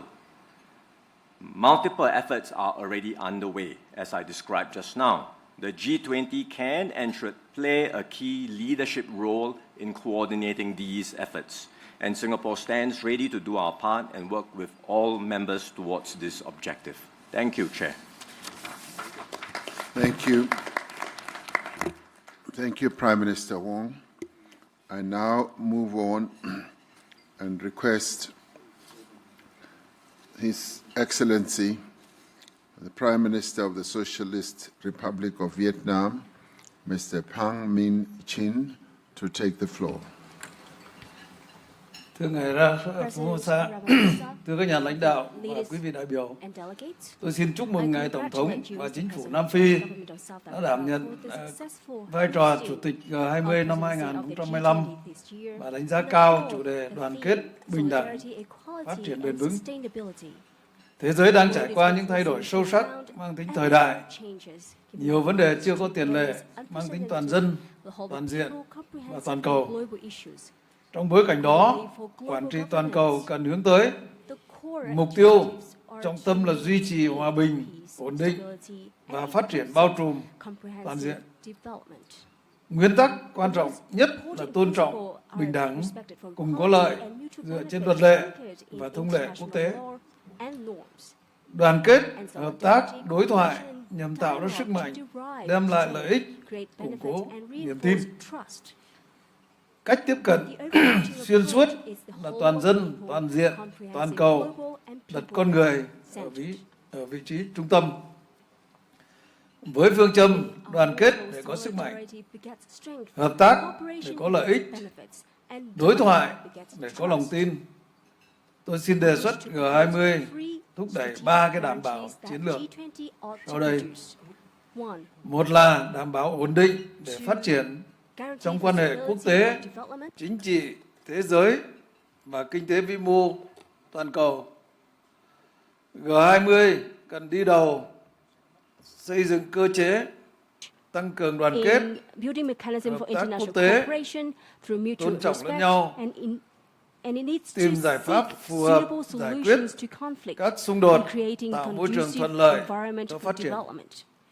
Phối hợp chính sách để ngăn ngừa rủi ro hệ thống, ứng phó khủng hoảng, hạn chế rào cản thương mại, giảm thiểu phân mảnh, chuỗi cung ứng, thúc đẩy các sáng kiến, chuyển đổi nợ, đảm bảo ổn định vĩ mô toàn cầu.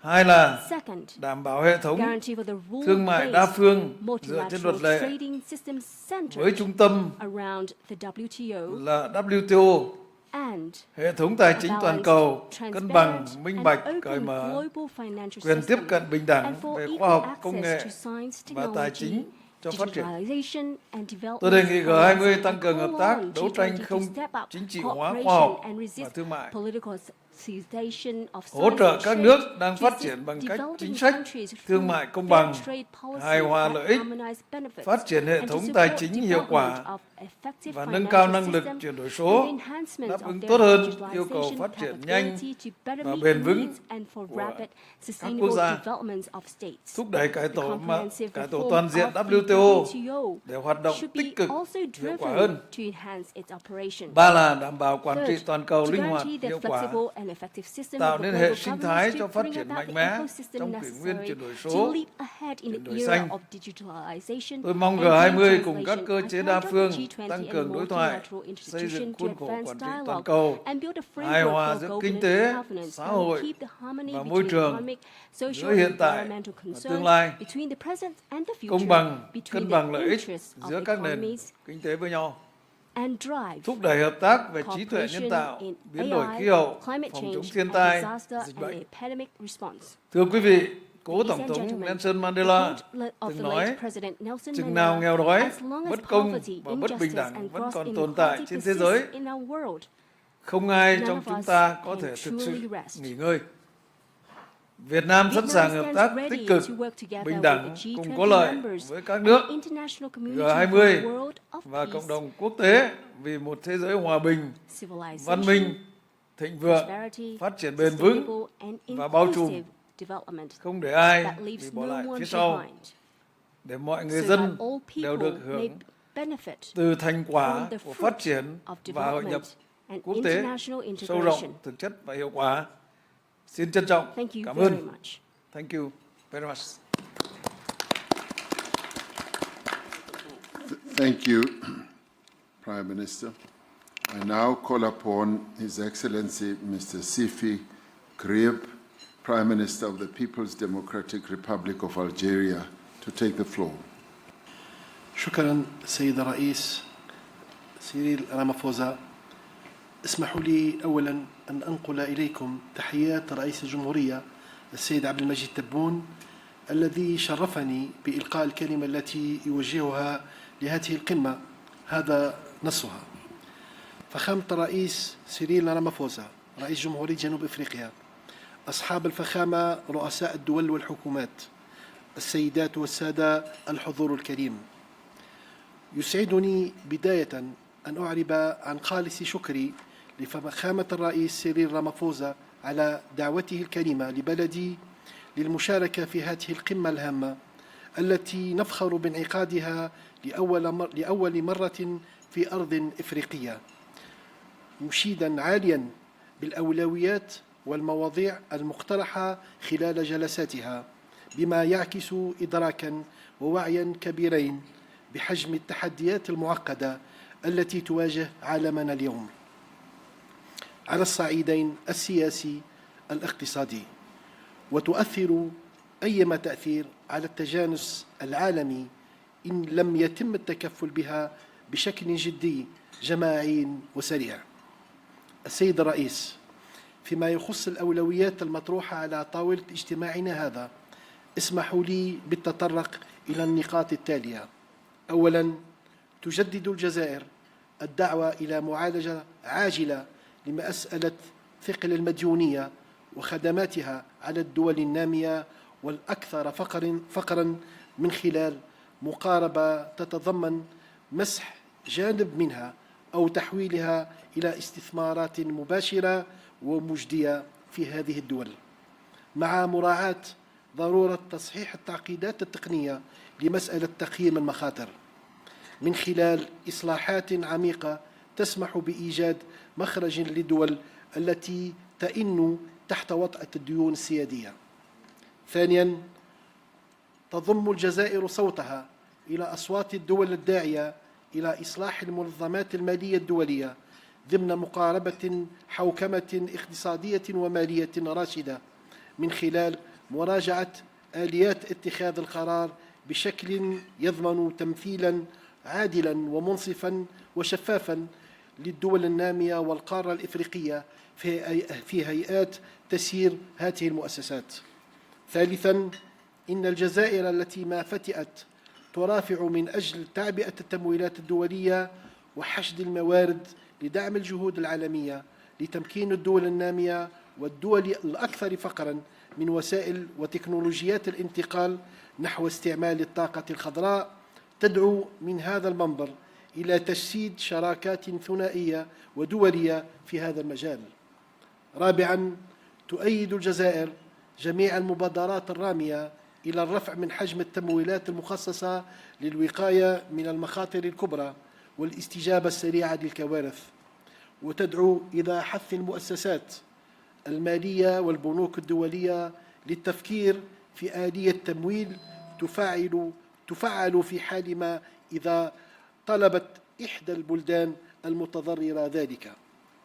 السيد الرئيس، لقد شهد العالم قرابة عامين متتاليين الجرائم الشنعاء التي ارتكبت في حق الشعب الفلسطيني الأعزل، وعاين حجم الدمار الذي خلفته هذه الحرب الهمجية، الأمر الذي يدفعنا للإعراب عن أملنا في أن تبادر دول مجموعة ال20 بإطلاق تعبئة عامة قصد بناء غد أفضل للشعب الفلسطيني، مؤكدا التزام بلادي بإعلان انضمامها إلى كل خطوة قد تتخذها بهذا الصدد.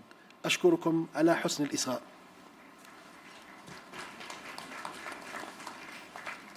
Thank you. There was no real instantaneous translation to that input. Could the translation people look into it? But we now move on. Can it be done now? Yes, let it be done.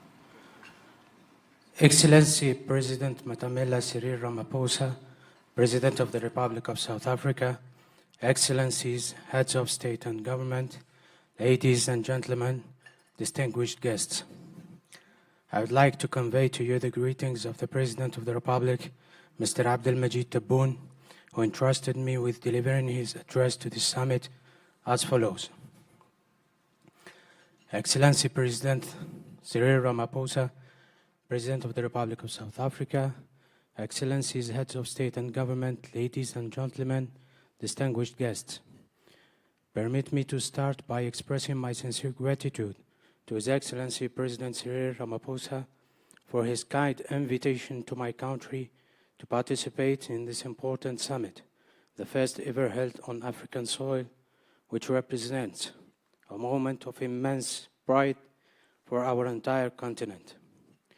Algeria highly commends the priorities and topics proposed during this session, which reflect a profound understanding and awareness of the magnitude of the complex challenges facing our world today, both politically and economically, and which will significantly impact global harmony if not addressed seriously, collectively, and swiftly.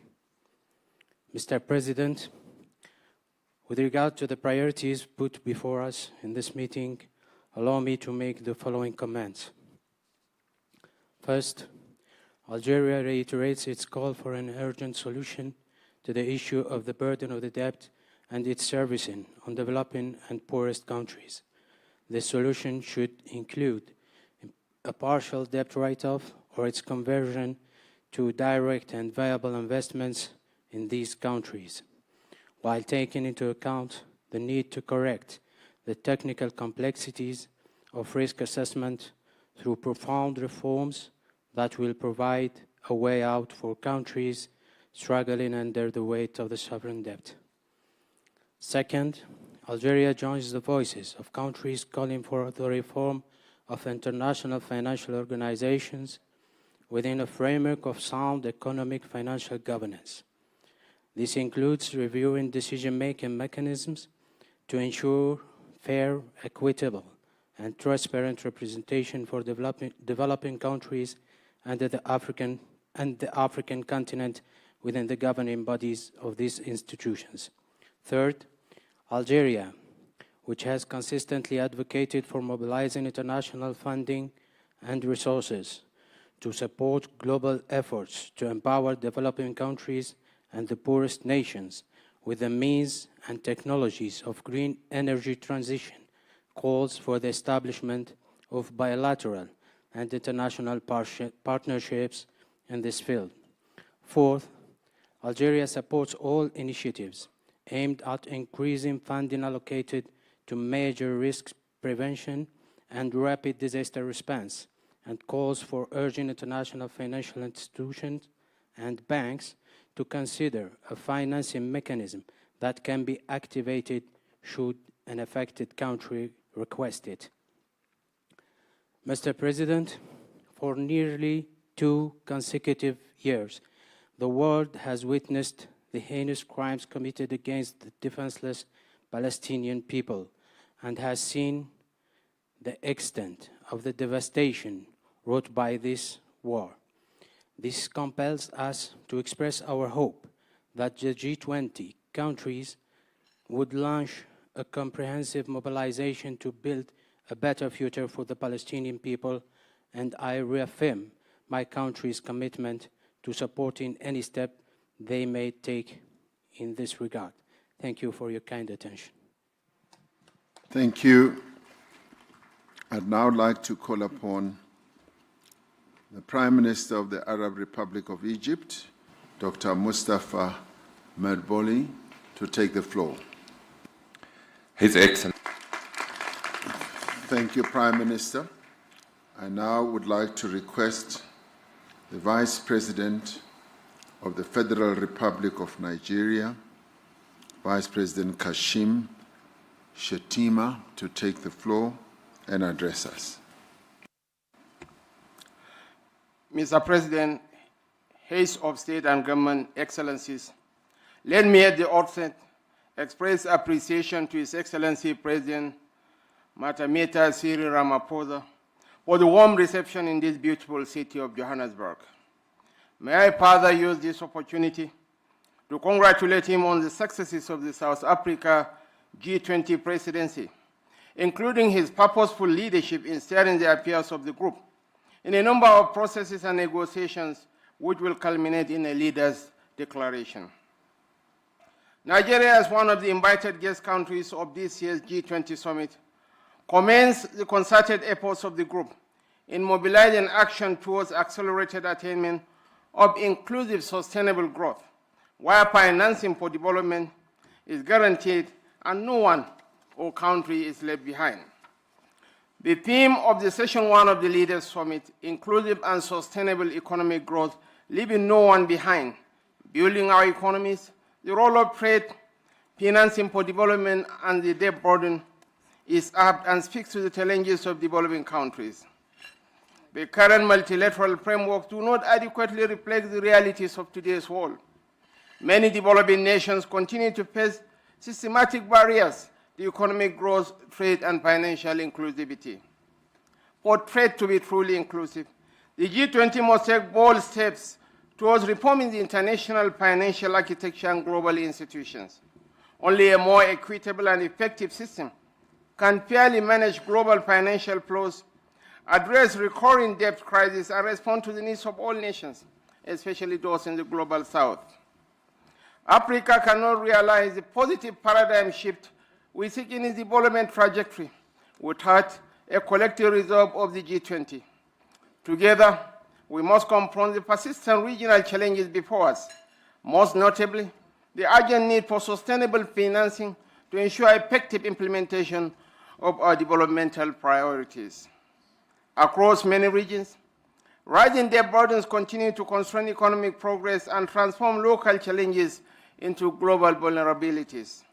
Ensuring debt sustainability while responsibly leveraging critical minerals for inclusive and enduring development must remain central priorities for the G20. The G20 must, in the adoption of the Leaders' Declaration, take very seriously the need to advance policies that drive sustainable growth, promote financial inclusion, and tackle emerging risk. This includes support for indigenous production, export from Africa, and mechanism to enhance significant increase in FDI flows to the African region. Nigeria has in recent times demonstrated its readiness for both foreign direct and portfolio investments. This progress is driven in part by the fiscal policies introduced by the present administration, all aimed at enhancing the ease of doing business in Nigeria. We are committed to establishing 1,000 active businesses in each ward in Nigeria, with a clear objective of stimulating our local economy through grassroots empowerment, skills acquisition, and job creation. We commend the efforts of the World Trade Organization and its leadership for providing technical assistance to boost fair trade, including through the Women Exporters in the Digital Economy Fund launched in 2024. This initiative has provided grants and technical support to women entrepreneurs and strengthened their digital capabilities and access to global markets. Mr. President, as I conclude, I reaffirm Nigeria's unalloyed commitment to the G20. Let us continue to work side by side, shaping an economic future that uplifts every nation and leaves no one or country behind. I thank you. Thank you very much, Vice President. I now ask His Excellency, the Vice President of the Republic of Zimbabwe, His Excellency Constantino Chiwenga, to take the floor. Your Excellency President Matamela Cyril Ramaphosa, Your Excellencies, Zimbabwe joins others to thank the President of South Africa's G20 Chair. Excellencies, Zimbabwe appreciates the opportunity to engage with the G20 as we collectively chart a trajectory towards inclusive and sustainable economic growth. Over the past few years, our global economies have faced multiple shocks and geopolitical tensions that have disrupted global supply chains. Our shared vision should therefore be one of building resilient and innovative economies that deliver prosperity for all. In Zimbabwe, our national strategy is firmly aligned with the 2030 Agenda and the African Union's Agenda 2063. Our focus is on 1, value addition industrialization by moving up global value chain, and 2, human capital development by creating decent jobs, empowering youth and women, strengthening and formalizing SMEs as essential drivers for inclusive growth, and 3, structural reforms by enhancing the ease of doing business, including the use of artificial intelligence, strengthening governance and improving transparency across value chains. And 4, climate resilience, accelerating investments in renewable energy, decarbonization, climate adaptation, and water security to safeguard our development trajectory from systematic shocks. Excellencies, the G20 must reinforce a fair and transparent multilateral trading system under the World Trade Organization. Equally, critical is addressing the major challenge of assessing affordable and sustainable finance. We welcome efforts to reform the international financial system and propose recapitalization of multilateral development banks to expand concessional and climate finance. 2, promotion of innovative financing through active re-promotion of mechanisms such as the green bonds, blended finance, and diaspora investments. And 3, curbing illicit flows and by strengthening efforts against illicit financial flows, tax evasion, and profit shifting to enhance domestic resource mobilization in developing countries. The growing debt burden continues to constrain development. Many nations are forced to choose between servicing debt and funding essential social services. We urgently need a comprehensive and equitable debt resolution approach. We encourage innovative solutions such as debt for climate, debt for development swaps. These measures are crucial to restoring debt sustainability while supporting long-term growth and resilience. Furthermore, the G20 Common Framework for Debt Treatments requires significant strengthening. In view of this, Zimbabwe seeks inclusion and active participation in an improved G20 Common Framework for the debt treatment process. We are ready to engage constructively to that end. The journey for inclusive and sustainable growth demands political will and an unwavering commitment to equitable development. Let us reaffirm our collective commitment to building a stronger, fairer, greener, and more humane global economy that truly leaves no one behind. I thank you.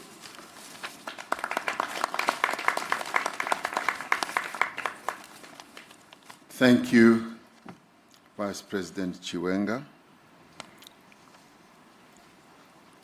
I now have my last two speakers before we take a leg stretch break in order to go and take the family picture. Soon we will be able to stretch our legs. I now ask His Highness Sheikh Khaled bin Al Nahyan, the Crown Prince of Abu Dhabi, the United Arab Emirates. Please take your floor. شكرا فخامة الرئيس. فخامة سيريل رامافوزا رئيس جمهورية جنوب أفريقيا الصديقة، أصحاب الجلالة والفخامة والسمو، أصحاب المعالي والسعادة، الحضور الكريم، يسعدني في البداية أن أنقل إليكم تحيات صاحب السمو الشيخ محمد بن زايد آل نهيان رئيس الدولة حفظه الله، وتمنياته بالنجاح أعمال قمة مجموعة العشرين.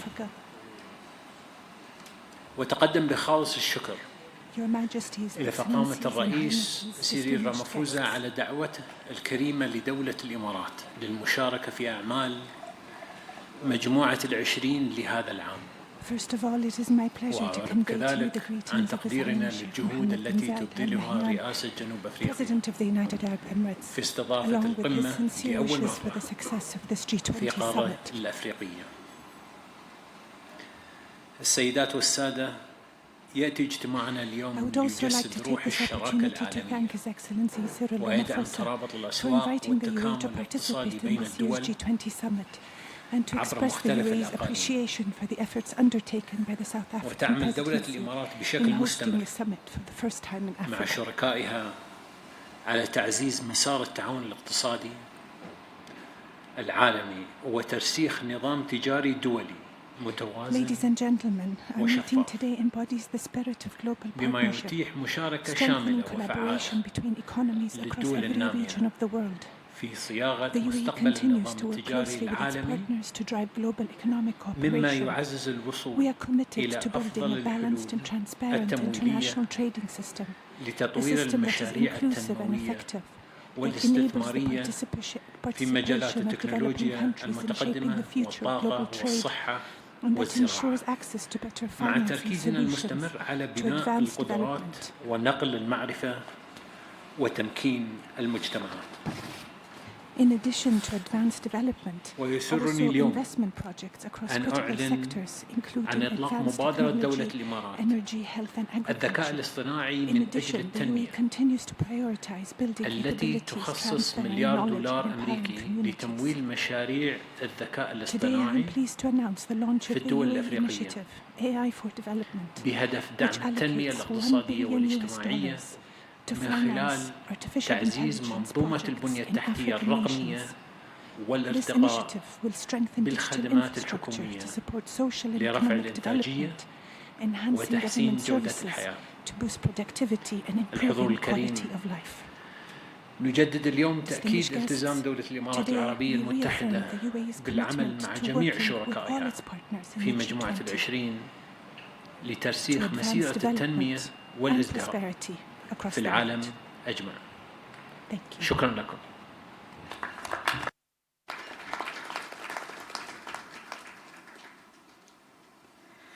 Thank you, Your Highness.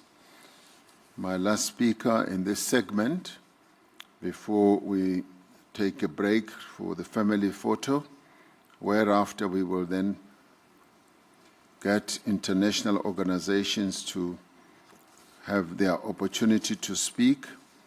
I now ask His Excellency Mr. Lee Kinyanjau, the Minister of Investment, Trade and Industry in the Republic of Kenya, who are also chairpersons of the East African Community.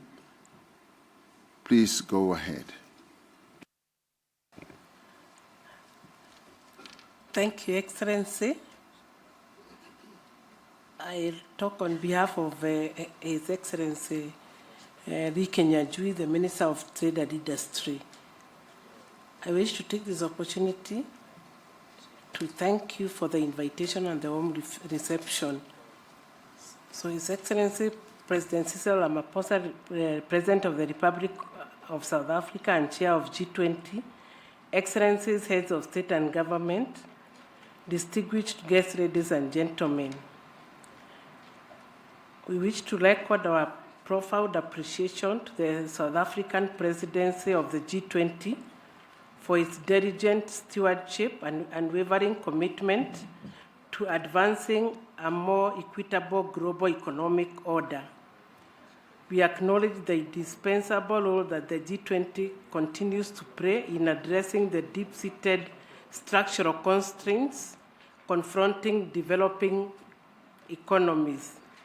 This summit presents an excellent opportunity for us to examine the current state of play in the global economy as we devise the best trajectory towards achieving sustainable, inclusive, and transformative development.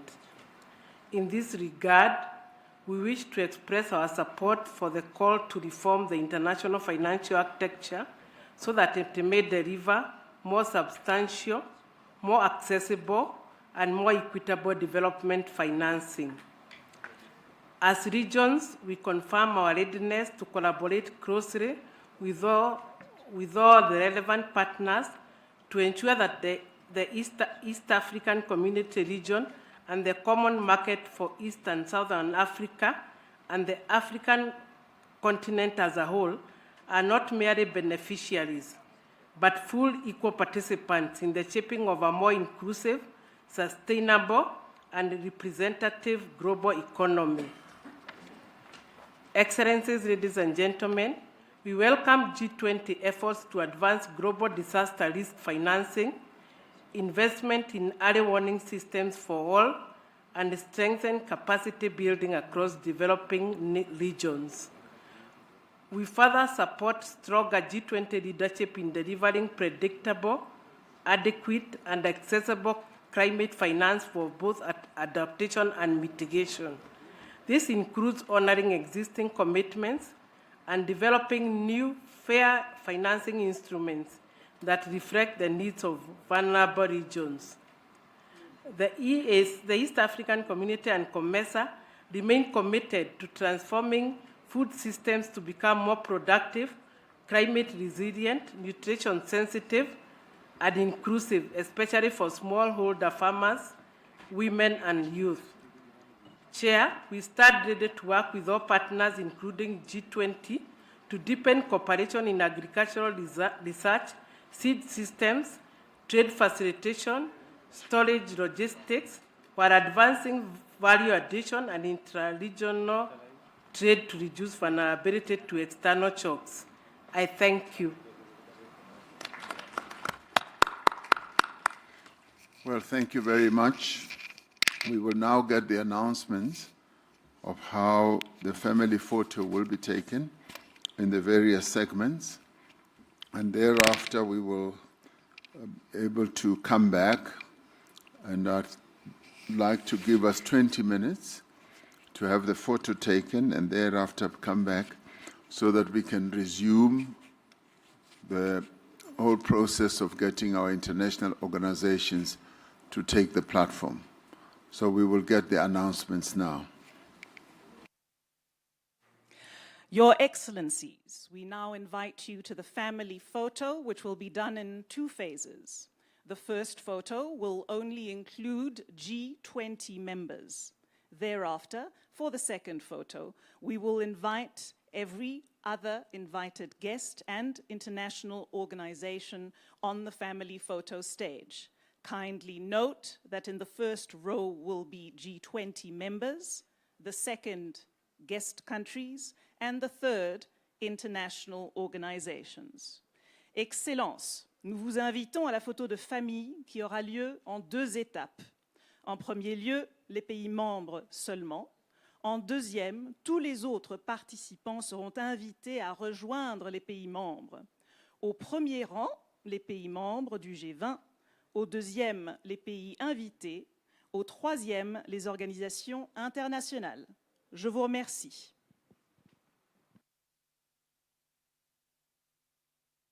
Thank you. Let us proceed.